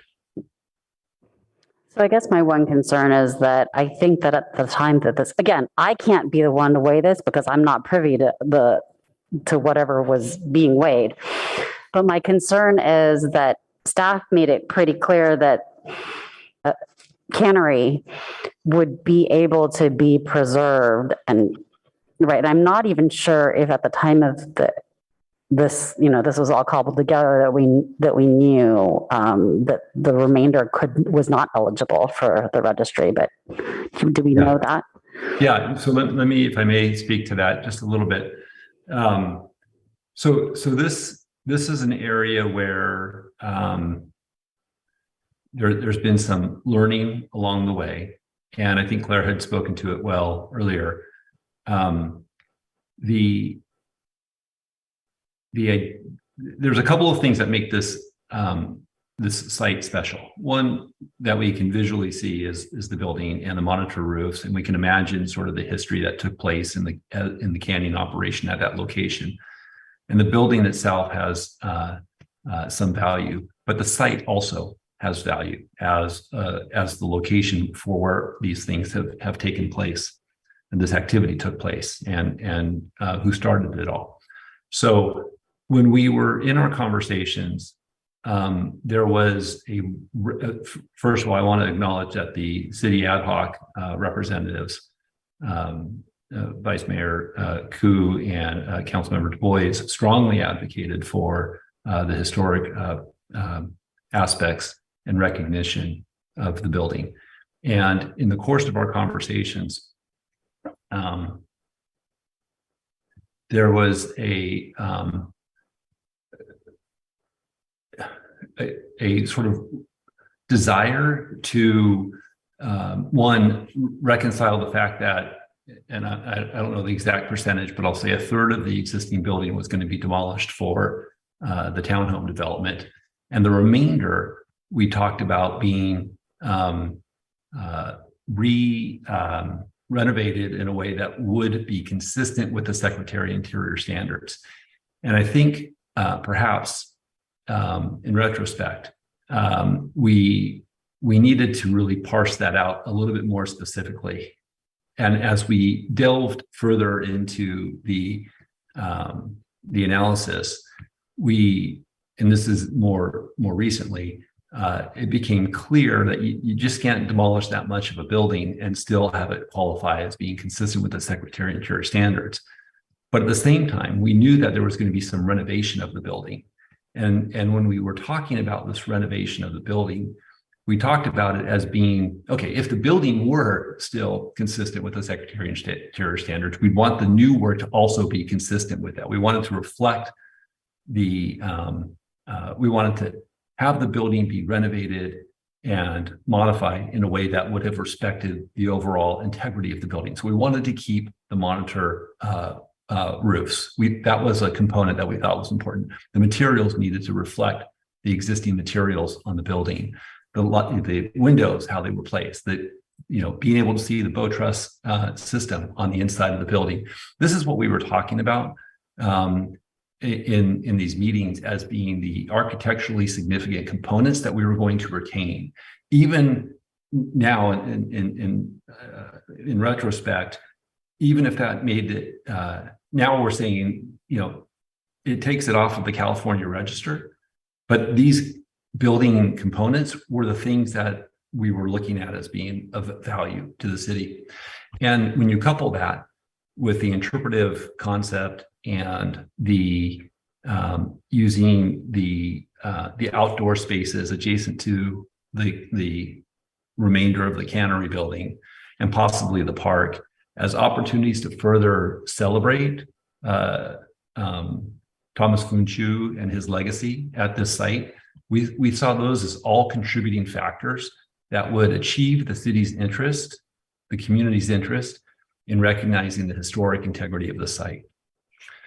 And so what we found out most recently, and Claire spoke to this, is that when the building was to be renovated, we found out that it required more demolition than we realized. We thought it was going to be renovated similar to how Global Playground was renovated. But we've learned that the construction of that portion of the building is different than the construction of these other portions of the building. And Claire spoke to this in Historic Building Code, and we will follow up and look into that further. But it seems unlikely that even a rehabilitation for residential use or some of the other concepts that the NVCAP working group had considered likely would still render the building not consistent with the California standard for listing. And we need to vet that out further so that we can share that with the commission and the community. But that's our perspective, at least at this moment, is that even if we did nothing to the building but wanted to adaptively reuse it, it would probably run into some issues. We're also exploring the local designation, as you've already discussed. So we know that this is an important issue for the community and for the commission as well in your deliberation of this. But that's kind of where we find ourselves at this moment, and happy to expand. Although I don't know that I can expand much more. I feel like I've given you everything I know about it right now. I think I understand the trade-off. It's, do we do this or do we do the SB 330 project? And my question about the Okay, so maybe like when I do these housing calculations, to me, it seems like the SB 330 project is better in terms of housing production on other parts of the parcel that we're saying are going to stay as office, right? That's what I'm saying. It's like we're saying goodbye in doing the, but we're preserving some of the cannery. We don't really know how much. We don't know if it will be able to be preserved kind of in perpetuity. We just don't know because we don't know how much we can protect it. And so that's where I have a question about, like, okay, I'm not a HRB person, but we're already, so it's not going to be eligible for the state historic register. That's in either scenario. So then the question is, how much is, 400 units of additional housing worth? Is it worth preserving the cannery? It's not necessarily a decision for me to make, but I think it's something that it's important to raise here. And because of how hard it is to get housing and because of the site is so precious, it's so big, and the building itself, the cannery itself is acres. It's acres large. So I think that's the question that I'm raising. And by rezoning the rest of the parcel to something else, because if you look at the map on page, where'd it go? 80 something. It's a color picture that shows like the current zoning and then the new zoning. You can see how much of it we're reducing to RM40. And so that's just that's what I hesitate on. And I can only go back. I can only say, okay, city council, back to you. Like, now that you know all of this, is this still what you would want to do? Well, it doesn't seem like me personally, doesn't seem like the greatest deal given our housing and jobs challenges in the city. One just quick comment on that, just because we might again envision a 300, 400 unit development at that site. If we went with the 340 and we kept the other one at the RM30 or RM40 zoning, doesn't mean that we would get it. It would have to prove to be an economically viable benefit to the developer to tear down what's there now and build that. And I don't believe that's a viable scenario today. Maybe after we amortize the property and 2 decades pass and the building and the uses have to be abated, maybe then that becomes more attractive. And so it's the trade-off for what you have now versus what you may gain in the future. But yeah, thank you. And thank you, Vice Chair, for giving me the opportunity to just say one more thing. There just is one more thing where I understand. So we've been talking about, much smaller parcels of, say, half an acre or less than half an acre. And we've been talking about, okay, could we increase the height here? Could we do all these things to put a lot more housing on it? If we were willing to do those same concessions on this parcel, maybe it would be economically viable. And that's the question that I really wonder about. Because again, we don't have many places in the city, well, Stanford Research Park aside, where we could do something like this. There's just so much potential here. And I understand this is 74 units of housing now. Who knows when the 100 affordable units would come? That would take some time, I know. But 74 units now, that's great. I'm just saying, is 74 units now, plus some preservation of historical, worth like potentially hundreds of units? And I don't know how to make that decision, but I'm not sure that city council, when in their negotiations, had all that information either. So my short, what I would say is that it doesn't seem like a good idea to me. I would still vote to advance it. That's my bottom line. Okay. Commissioner Templeton?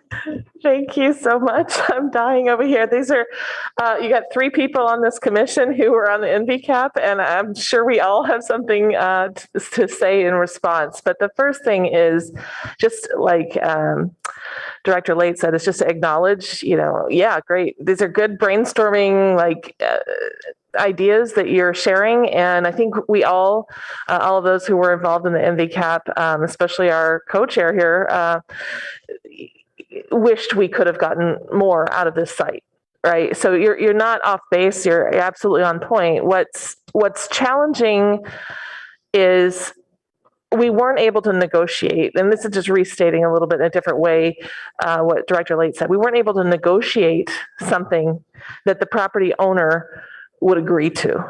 Okay, so to be more pointed about your comments regarding the zoning is theoretical housing. It's not there yet, and it may never be there, and there's no guarantee it'll be there, and we can't coerce the property owner into doing something with it that they don't want. They own the property. So while, we put this designation on there after it was already being used as retail and office space in hopes that it would become housing, and it never did. So this is the first time we have housing proposed in this site that we're making traction on. So it is unfortunate and it's frustrating. It's complicated by the whole historical thing that came up, and it really derailed the conversation because we had to wait and find out information on something that we hadn't really understood until it was brought up during the MVCAP process. So, you're right to be thinking about it, to ask these questions. The timing is bad. Like we tried with some variations on what we can do to get more housing there. We had 3 or 5 or 7 by the end, different versions of how do we get more housing on this site. So it's not that it hasn't been explored, it's that it is not agreeable to the parties. So that said, I try to remember exactly what the It was the comp plan land use change. Thank you. The comp plan land use change is, it looks like we're swapping some out, areas where we could have had theoretically more housing, and we're putting areas of housing where it wasn't before. So I'm not terribly discouraged by it. It is unfortunate, but I don't think I would stop this project on the basis of these proposed zoning changes. So over to you, NVCAPers. Actually, I think Commissioner Heckman was next. Yeah, I can wait. I don't want to break the NVCAP flow here, so why don't I hold? Nothing to break. I would like to point out there's 2 aspects to the land use map amendment. That is the 3 different designations of land use, not zoning, that are being asked for, and whether there should be an increase for non-residential FAR in service commercial, for non-residential FAR in service commercial in PC projects. So those are specific things. So I think we got so caught up in the moment because of Commissioner Chang's beautiful thoughts that we forgot. So the ask for the land use amendment is to redesignate the commercial portions of the cannery, which is the cannery parcel, S Street parcel, and the Audi parcel, from multifamily residential to service commercial. And then to redesignate the city parcel to major institution special facility, which I believe is to allow both uses, the park and the hopeful future affordable housing project. And then the second park is to redesignate the little, I don't know what to call it. It's a little triangle, right? Notch at the top that is currently light industrial, which fills in kind of where the big swoop and the little swoop go. There's a little notch there, and to change that to multifamily because it's part of the townhouse now. So there's kind of 4 specific issues that I think staff would like direction on. You're welcome to speak to it. I'm okay with it. And we'll move on to Commissioner Heckman. Okay, Okay. I'll jump in. Such a Right. gentleman. I'll try not to repeat the rant. It was a very good rant, and I agree with most of it. So I'll try but I do understand that if you change the zoning, it's going to be 20 years before you get the housing. We're talking about a lot of housing, and we're changing the zoning. So we're going from 500 units of housing in 20 years till never having housing here. And that we're so close to the train station, it just seems wrong. So I would say to council, okay, I'll vote and move it on, but are you sure? Is this the best deal that you think? Because 500 units of housing means a lot to the city. And I just wonder whether, the numbers that Commissioner Chang quoted, they're pretty stark, because you not only are losing 500 units of housing, and maybe more if you give them density exceptions. With a housing density program, they probably could really put far more than 500 there. But then you're also having jobs there that's going to be the negative. It's going to require housing, and you go from a housing opportunity site to a housing deficit site. So, I mean, there are some good things. We're getting some, last meeting, we looked at those tiny micro units, and we need a variety of units around the city. And here, these are family size units. So that's good. We have the money to, or with the land that potentially down the road will be affordable housing, hopefully, but we can't fully fund that. So it's not really, they're not giving us affordable housing. They're giving us potential for affordable housing. And the park, and if you were naturalizing it, I'm worried about being able to afford that too. So there's a lot of potential here. We're giving up a lot of housing, and that just seems wrong, so close to the train station. But as Commissioner Chang said, we weren't in the room, and we don't know the whole story. The council is the ones who make the rules, and they endorse this, and there are some good things about it. And so I'll be voting to push it on, and I will grudgingly accept the change in zoning, but it makes me uncomfortable. Did you want to talk about the land use issues, or I don't? Oh, I mean, you're just talking about changing the zoning? No, it's land use. Oh, well, it's effectively the same thing, right? No. Packet page 20. Land use is different than zoning. But we're changing the comp plan to be consistent with this new plan.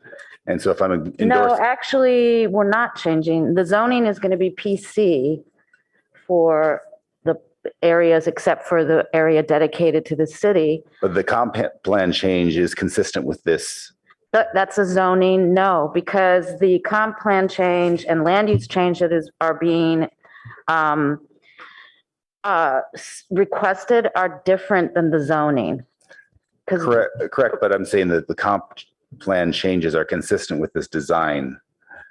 Correct. Yeah, it's all of the rezoning as well as the comp plan amendments are to, legalize what's being proposed. Am I missing some subtlety? Yes. Maybe I'm missing some of the. Well, so it's the 4 items I mentioned before. Mm-hmm. So changing the land use, the underlying land use under the zoning of the cannery and the other 2 R&D sites to service commercial. And there's no need to change it to that to have a PC in that area. And then, in other words, we could leave the underused land, the land use, we could leave it residential multifamily, and they could have a PC that said they could have commercial. No? I think we should have maybe the city attorney can address that inconsistency between zoning and general plan. Right. So the commercial land uses on the site that are existing today are not consistent with the underlying land use. No, I know. So if we want to allow those to stay, we need to change the land use as well as the zoning of that site. Okay, so it's a question if it should be changed to these 3 specific land uses. Quick question. What would happen if we didn't change the comp plan? If we didn't change the comp plan, Yeah, we allow, suppose we say we'll approve this PC zone, but we're not changing the comp plan. you wouldn't be allowed to do that because the zoning would be inconsistent with the comp plan. Okay. I didn't know that applied to PCs. It's not actually in the code that way, so I wasn't sure. And then the other question though is if we should change it to allow non-residential PCs, FAR to increase in percentage for PCs. So those are kind of specific ideas. If you want to think about that, I can go to Commissioner Heckman, or if you want to just. This was, the only reason I'm pushing this is because one thing in pre-meeting that staff really wanted to hear about. Okay, so the non-residential gross floor area exceeds the 0.4 FAR. As a result of subdivisions. And so we would have to, oh, yeah, because we're losing some of the area. Yes, I understand that. So it's an addition to the current definition that allows in service commercial zones for planned communities to exceed the current FAR limit for non-residential. Yeah. So to clarify, so when we originally came to the Planning Commission, we recognized that if we wanted this to be a service commercial land use designation, which would align it with, we felt like that was the most appropriate commercial use to utilize because it aligns with the other land use designations around the area. I can bring up a little map too that was in your report. We propose the idea that we recognize that definition of that service commercial land use designation specifies that it can't exceed 0.4 FAR, which would be an issue, so it wouldn't work for this site because it exceeds that 0.4. When we return to you, we propose to add that language of both the word generally as well as the wording related to the PC to make it more limited in terms of how it could potentially affect other developments. So if a developer wanted to come in and now do more commercial use, they'd have to get Planning Commission and council approval through a PC process in order to do that, which makes it, virtually impossible unless they get the those discretionary approvals. So,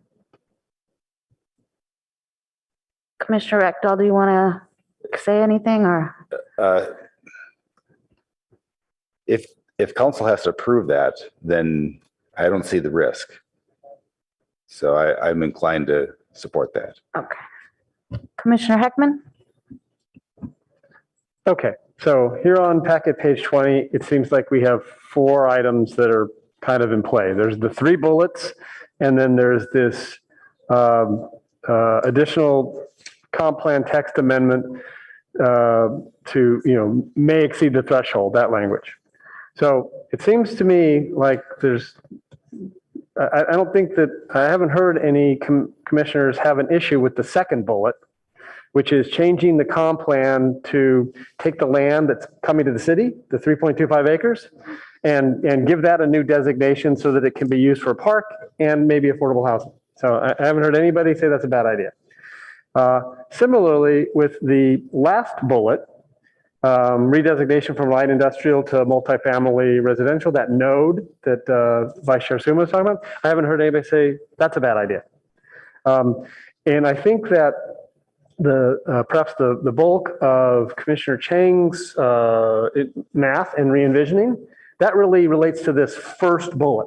It's this area that we're going to take from multifamily residential and move it to a service commercial designation, when I think Commissioner Chang's idea was we may actually want to think about higher densities, residential densities there, rather than moving that to service commercial. And I want to come back to that one last. And then the fourth one is this new language may exceed this 0.4 threshold in a planned community zone. So I'm fine with the second bullet. I'm fine with the third bullet. I'm fine with this comp plan text amendment to may exceed this threshold in a PCZ, because I think that language has been, it's part of this deal, because the only reason that we need to talk about this addition, this language, is because they're giving us 3.25 acres, which reduces their non-residential gross floor area to a point where they can't achieve what they could before. So we're getting a benefit of that parkland, and so I'm okay with that. So now I want to look at this first bullet, and to do that, I got a few questions. First, a couple for staff. One, because I didn't bring my draft EIR with me tonight. Can staff remind me, in alternative 2, which was the adaptive reuse of the cannery for residential, was there a unit count that was associated with that? There was, let me look for that. Hold on.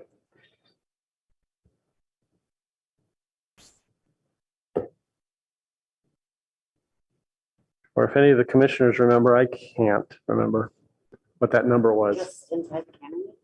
Yeah, well, that adaptive reuse alternative 2, I think, was just focused on the cannery building and said, instead of, doing what Sobrato is proposing with this SB 330, if we use the whole thing, I think it said if we use the whole thing just for housing, or maybe it was only that 84,000 square feet. But I think it was the whole thing, the adaptive reuse. The only number I have is the Adaptive reuse. 221 for the lot.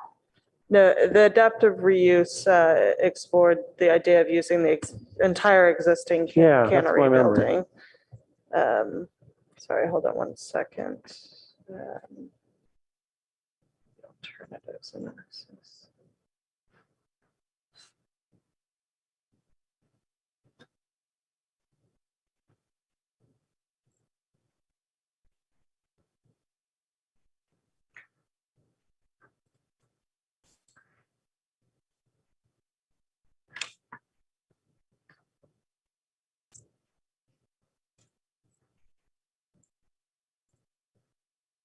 Well, so while you're looking for that, let me just ask Commissioner Chang, again, it's kind of hard to follow your math, but I tried.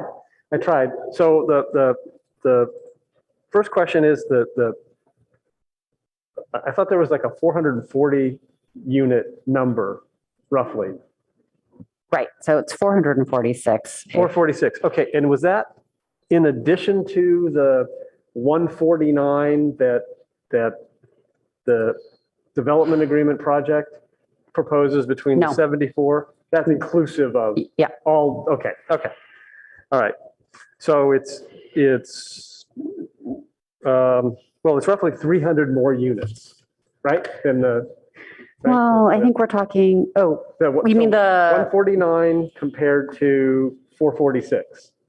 149 compared to, so the 149 you're getting is The from, 149 is the development agreement deal. It's 74 market unit plus land on which the city will eventually build 75 more affordable houses. got it. And 149. I've heard numbers thrown about that are higher than that. So like maybe even 175.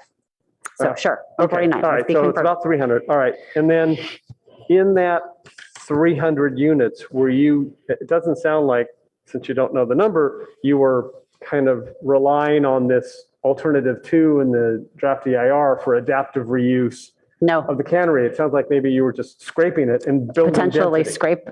potentially scraping it, because I think that's my question. It's like, how worth it, city council? Like, really, is it to preserve this building?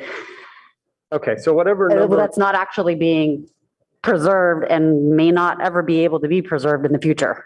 All right, so it sounds like whatever that adaptive, did you find it? It was 281 residential. Because it sounds like the adaptive reuse number is kind of bogus, right? It doesn't sound like we could actually do that to this building. and actually preserve it. Well, right, because I think it goes up an extra floor, right? It identifies it as still a significant and unavoidable impact on a historic resource. Yeah. Right. So if you can't preserve it, why Right. not build a heck of a lot of housing? Right. Okay. All right. And then in your 446 unit development, how many park acres were there in this 14 acres? So if I did Did you that. figure that out? Yeah, we did. We figured that there were, So 446 is 1.15 times 40. So that means there's 3.5 acres. yeah, of park. 3.5 acres, which is a little overestimate in terms of the number of people, like in terms of the parkland requirement. But it's a conservative estimate. Okay. It also. And there's also easements and all that stuff, but theoretically, the parkland could come from the easements. I just want to bring up the TDM concerns from earlier tonight. With the, you mean the If you're gonna additional triple the traffic hou- from yeah. 446 units? Okay. And okay, my next question, go ahead. I mean, I'll just note, I have to find the 221 was identified as the realistic capacity based on a 12.9 acre site. So this is an amalgamation of I think 5 different parcels or maybe 6 different parcels that makes up this 14.65. So the 221, I believe, was based when this was zoned RM30, right? And like I said, the housing, were no SB 330 proposal in place, the housing element would have taken this site and zoned it RM40. And so I think that the 221 capacity also relies on adaptive reuse rather than scraping the lot. No, I don't know that it does. Okay. I don't know. So. Okay. Yeah, I don't know that for sure. Yeah. All right. So my next question of staff is, we've got, and again, I think the environmental documents talk about 74 plus 75, 149.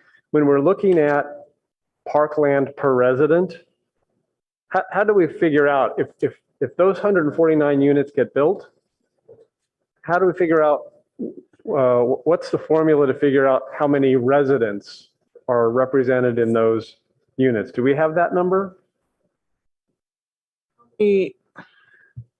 Sorry, you're trying to understand how many residents would be represented in that number of units. Are you trying to understand for the purposes of the parks or for the purposes of the TDM? Parks. For we've parks, it's based on the unit. So it would be a certain fee or it would be a certain amount per unit if it's a condominium style. Or it would be based on like the So parcels. it's supposed to be 0.65 acres though. That's what they would have given us. It would be 300 and I think it's 366.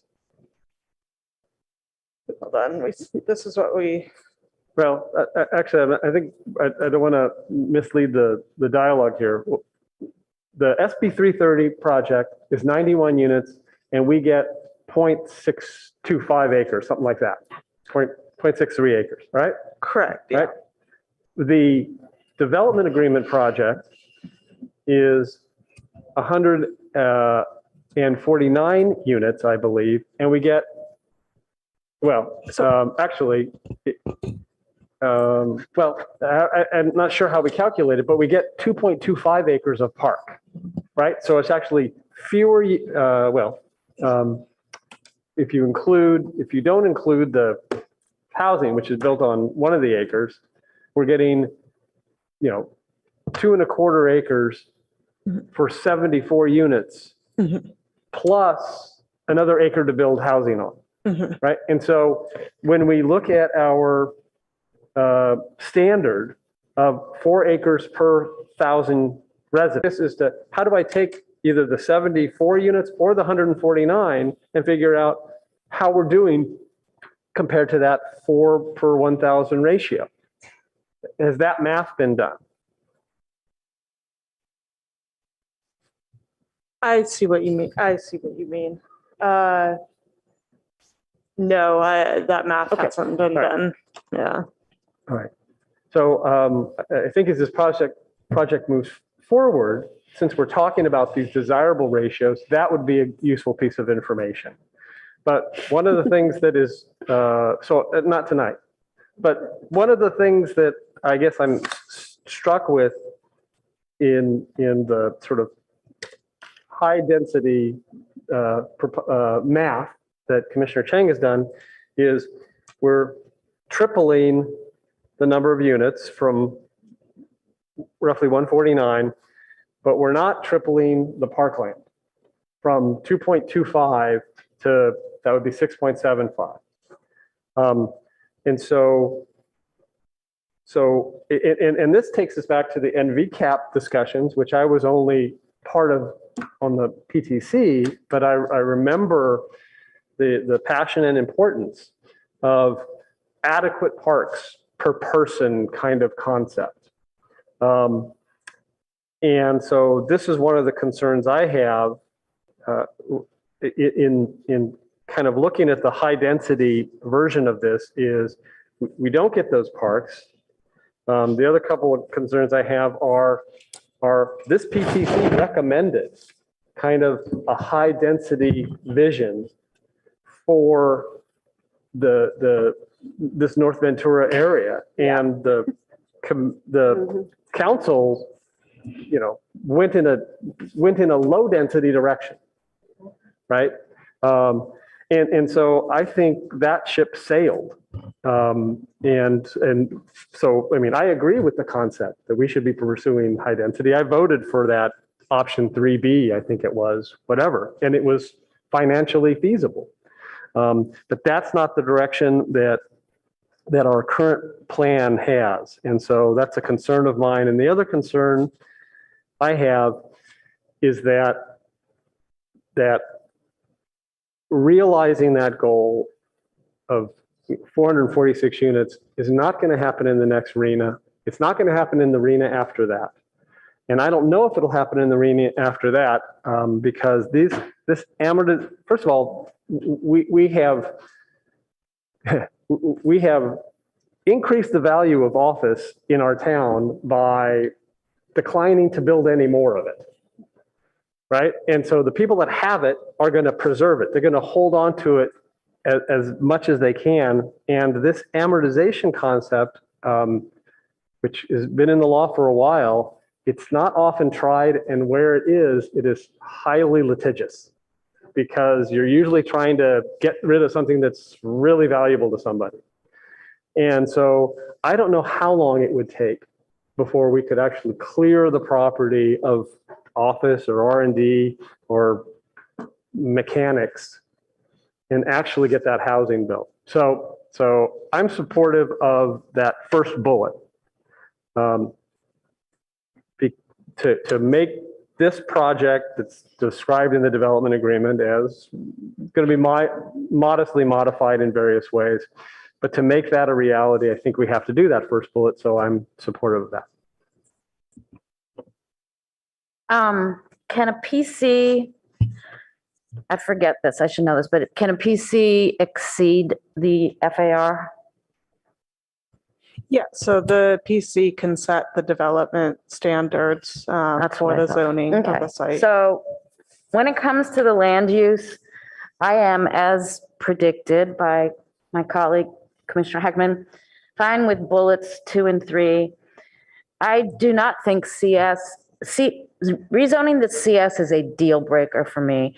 And I'll tell you why, because CS is not consistent with the uses around here. It's consistent with El Camino and some areas down near 101.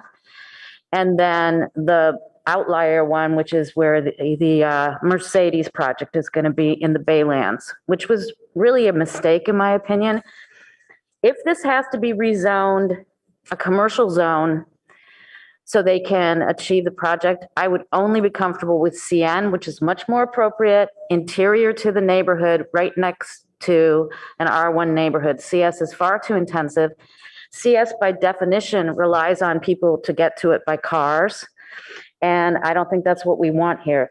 That is a deal breaker for me. And I don't want to exceed the non-residential FAR in the paragraph below as the amendment, because I don't think we have to do it to allow this PC if that's what we end up wanting to do. So those two are just absolute deal breakers for me. And I wanted to ask, I mean, in addition to the PC, which is really a gift to an applicant, you know, and we're getting a gift back, I understand that, but rezoning at CS is a huge gift for perpetuity. Is there a way to condition the zone change to expire when the development agreement expires and go back to residential, So multifamily? we're not proposing to rezone to CS. We're proposing to rezone to a planned community zoning. No, I mean land use, sorry, I made the same mistake. So the service commercial land use, is there a way for it to go back? I mean, I think that's the same question as we had earlier, and I don't know the answer in terms of if they were to fulfill all of the terms of the agreement, you know, could we come back at a later date and rezone a property? I'm not sure if we can. I'm not sure that we would, because then it would become inconsistent with the Right. So zoning. this will then go from being the great hope for 3 decades of having this change to, I didn't mean it as a joke. Change to multifamily residential, and we will now have upzoned it to a very intensive commercial zone that is inconsistent with an interior to the neighborhoods. It's a much more intense zone than CN. I cannot accept that. I really can't. And I'm sorry to say that because it sounds like I'm doubting the work of the applicant and staff and the council, but I'm really not doubting it. I just don't feel good about that change. So is, could we just simply change the land use to be service, what is it? Commercial neighborhood?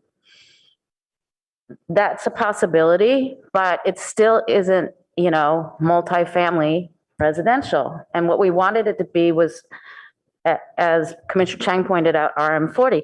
And I also wanted to, Commissioner Heckman reminded me of something when he brought up Edgewood Plaza and the change that had to happen, because when they opened the buildings up, which is a problem with renovating, it's kind of a mystery as opposed to building something new and can be very expensive, that they had to change some of the plans. That's not what happened, actually. They tore down a building that they weren't supposed to, and they got a big fine, but you can't replace that building.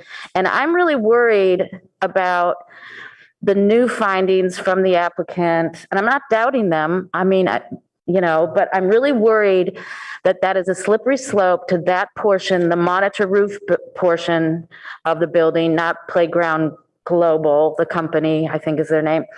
I'm really worried that we're gonna get to the point with this where the building, that portion of the building cannot be saved. And if we promise them that that's gonna be commercial at a very high FAR commercial, and they can't save the building, where are we and how have we come out ahead? And the bill, I'm also extremely uncomfortable with the fact that I do not think the council, all of them, I can't speak for them, but I do not think they realized what was going on with the historic status. And I personally do not feel that the renderings that I've seen now do justice to the historic status of the building. They just play too much with the idioms, but that's something the ARB can opine on, and I'm not an architect. So advancing this along, which is not a bad idea to advance it, but some of these things I just can't accept. And the CS zone is the most egregious. And I don't think anything's going to stop this project from going through the process, but I don't think I can at this point support it.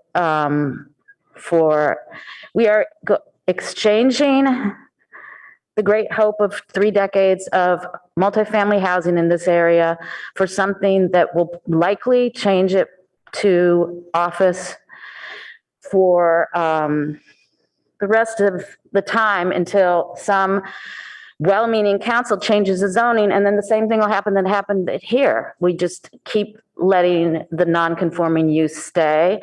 And I have nothing against office buildings and developers. I just think we have enough of that, especially right now in this climate where we don't even understand vacancies, either residential or commercial, and we don't understand whether the work from home, which has greatly impacted this city, is going to stay at the high levels it is right now. It's increased in the Bay Area up to, in some cities, up to 50% from 2019, I believe it was, from the community survey data. So I don't know, but I see that Commissioner Templeton wants to speak. Yes, thank you. I was thinking about how do we move forward and how do we take into account your concerns, and wondering if you wanted to make maybe a small ad hoc, you and Commissioner Reckdahl, to work on some zoning possibilities before it comes back to us. Would that be something we could include in a motion, that like we could have some options? It looks like what we're being presented with is one option and you don't like it. What if you guys sat down with staff and came up with a couple of options about the land use? Well, I don't want to redo the work of the city council that is elected to do that job. I don't think that's my role, but thank you. Well, it was just a thought of how to get you on board, because I know we sometimes have to move ahead with motions without you, and I wanted to see if we could find a way to come to an agreement. Are you saying not interested in that? I'm not interested in, I think it would be redoing the council's hard, I'm sure that was a really hard process, and staff, and I don't wish to redo that. And I also feel that I don't think the retail space is adequate. I think it's a little tiny, it's so tiny looking in the building, and it's not a bad thing, but it doesn't make a significant impact. And I'm really worried about the length of time it's going to take to get us this housing and the status of the now more deteriorating portion of the building and the CS zone. It just is not appropriate in this location, in my opinion. Well, that's land use, not zone, land use. That's why I was suggesting if it's not appropriate, would you be willing to come back and work with staff on something that was appropriate? And you're saying no because you disagree with council, which is okay, right? We all disagree with things at times. I'm never against working with staff or any other group, but I just think I think it has to go through the process, but I don't think I can support it. That's all. Okay, so is it time for a motion? I would accept motions unless somebody else has a comment. I have one question for staff. Okay. If we go back to packet page 20 and look at this first bullet, which Doria's, or I should say Vice Chair Suma is concerned about, what other options do we have other than service commercial for that land use? Sure. So in the previous staff report to the Planning Commission, we had outlined another option, which was to consider doing mixed use. Sorry, hold on. Let me find.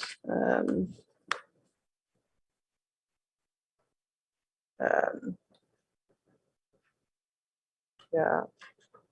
So we considered that, and I think that it could be an option. It's the mixed use designation. I don't know if you'd like me to read what it says. The mixed use designation is intended to promote pedestrian-oriented places that layer compatible land uses, public amenities, and utilities together at various scales and intensities.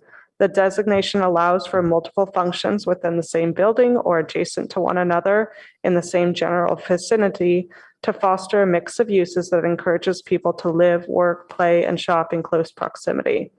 Most typically, mixed-use developments have retail on the ground floor and residences above. The category includes live work, retail office, residential retail, and residential office developments. FARs will range up to 1.15, although development located along transit corridors or near multimodal centers will range up to 2.0 FAR, with up to 3.0 FAR possible, where higher FAR would be an incentive to meet community goals such as providing affordable housing. The FAR above 1.15 must be used for residential purposes. FAR between 0.5 and 1.15 may be used for residential purposes. As of the adoption of this comprehensive plan, the mixed-use designation is currently only applied in the south of Forest area. Consistent with the comprehensive plan's encouragement of housing near transit centers, higher density multifamily housing may be allowed in specific locations. And I will note that as I was researching that, I could not find the mixed use in the SOFA area. The reason we explored the service commercial over this option was because when you look at the development agreement as a whole, I think it could fit into this, but we're also parsing up the parcels and each one has its own designation. And so when you do that, we thought that maybe it would make more sense to do service commercial FAR and residential land uses, et cetera. So I have a really basic question. Why does it matter? Right? We have zoning, and this PC zoning is going to be there until council pulls it. That's the only way PC zoning can disappear. So yeah, how does that change? How does the land use that we designate, whether it's mixed use or whether it's surface commercial, how does that affect what could be built there? It affects what could be proposed in the future. So do we have to worry by right issues? I don't think so. If you have a planned community zoning, it's pretty specific that you have to follow the development plan, but I guess it would mean it would be a slight difference in terms of what uses, like if somebody was to come in and ask for a rezoning of the site to a new planned community or to revert back to one of our standard zonings, then anything that they proposed at that site would have to be consistent with the underlying comprehensive plan land use designation. Otherwise, they would have to do a new land use designation change or. But regardless, it takes council action to do any of this. It takes council action to do anything. I think the only reason we went with the service commercial is because it's consistent with all the, most of the land use around that. And because it made more sense when you looked at the individual parcels. I know for SB 330, if your density in your comp plan is higher than your zoning, you by right get the higher zoning of the comp plan. Is there any case where something like that could come through where you would have some underlying land use and an applicant can use that by right because of some state law? Theoretically, yes. And with housing, yes. Currently, we've only seen that with housing. Okay. Okay. Thank you.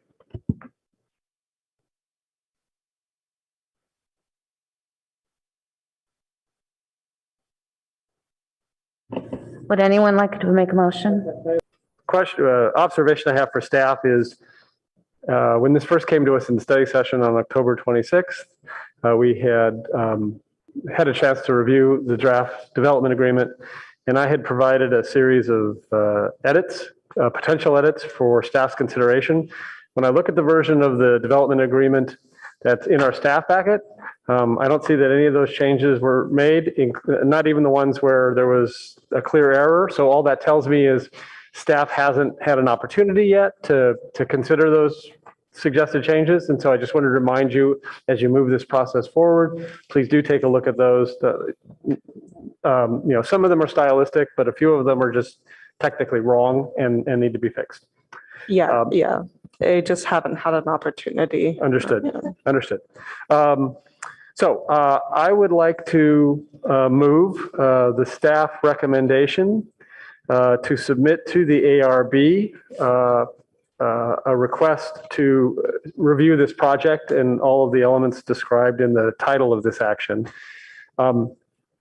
With staff in its staff report to the ARB, conveying to them the consensus views of the PTC as to those items, if any, which are really within the ARB's purview, because not all of these topics I think are. So that would be my motion. I'll second.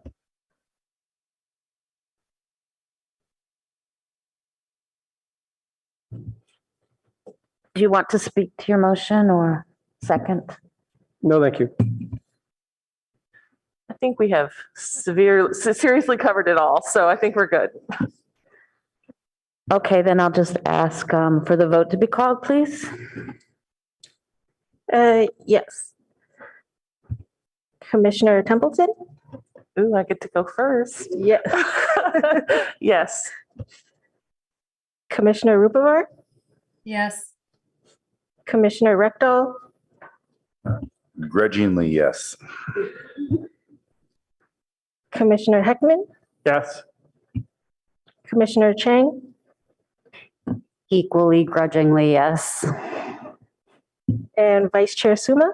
I'll just be a full-on grudge and say no, and it's largely based on, well, I'll speak to that later. Okay, motion passes 5-1. And I will allow myself to speak to my no vote.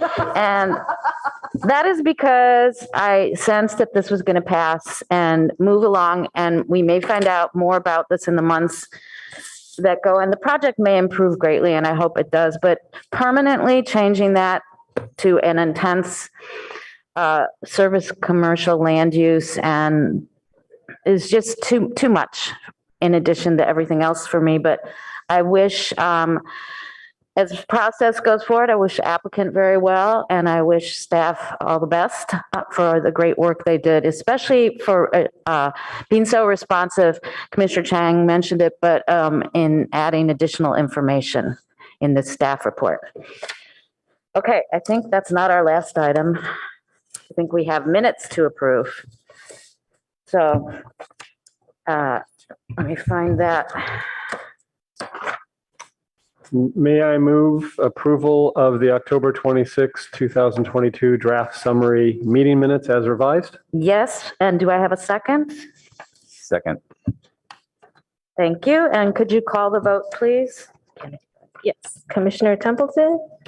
Oh, I'm first again. Yes. Commissioner Rupavar? Yes. Commissioner Rectal? Yes. Commissioner Heckman? Yes. Commissioner Chang? Yes. Vice Chair Suma? No. I mean, yes, sorry. Force of habit. Force of habit.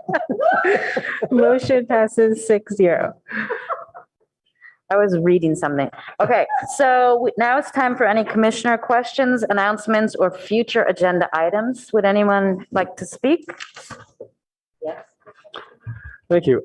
I would just, the public can't see it, but I would like to welcome our new PTC clerk, Veronica Dow, who is taking over the reins from Medina, who's moved to another role in the clerk's office apparently. So welcome. Things worked flawlessly tonight, and we're looking forward to working with you here on the PTC. Bravo. Thank you. Any other lights? And I will just adjourn the meeting. Thank you, everyone.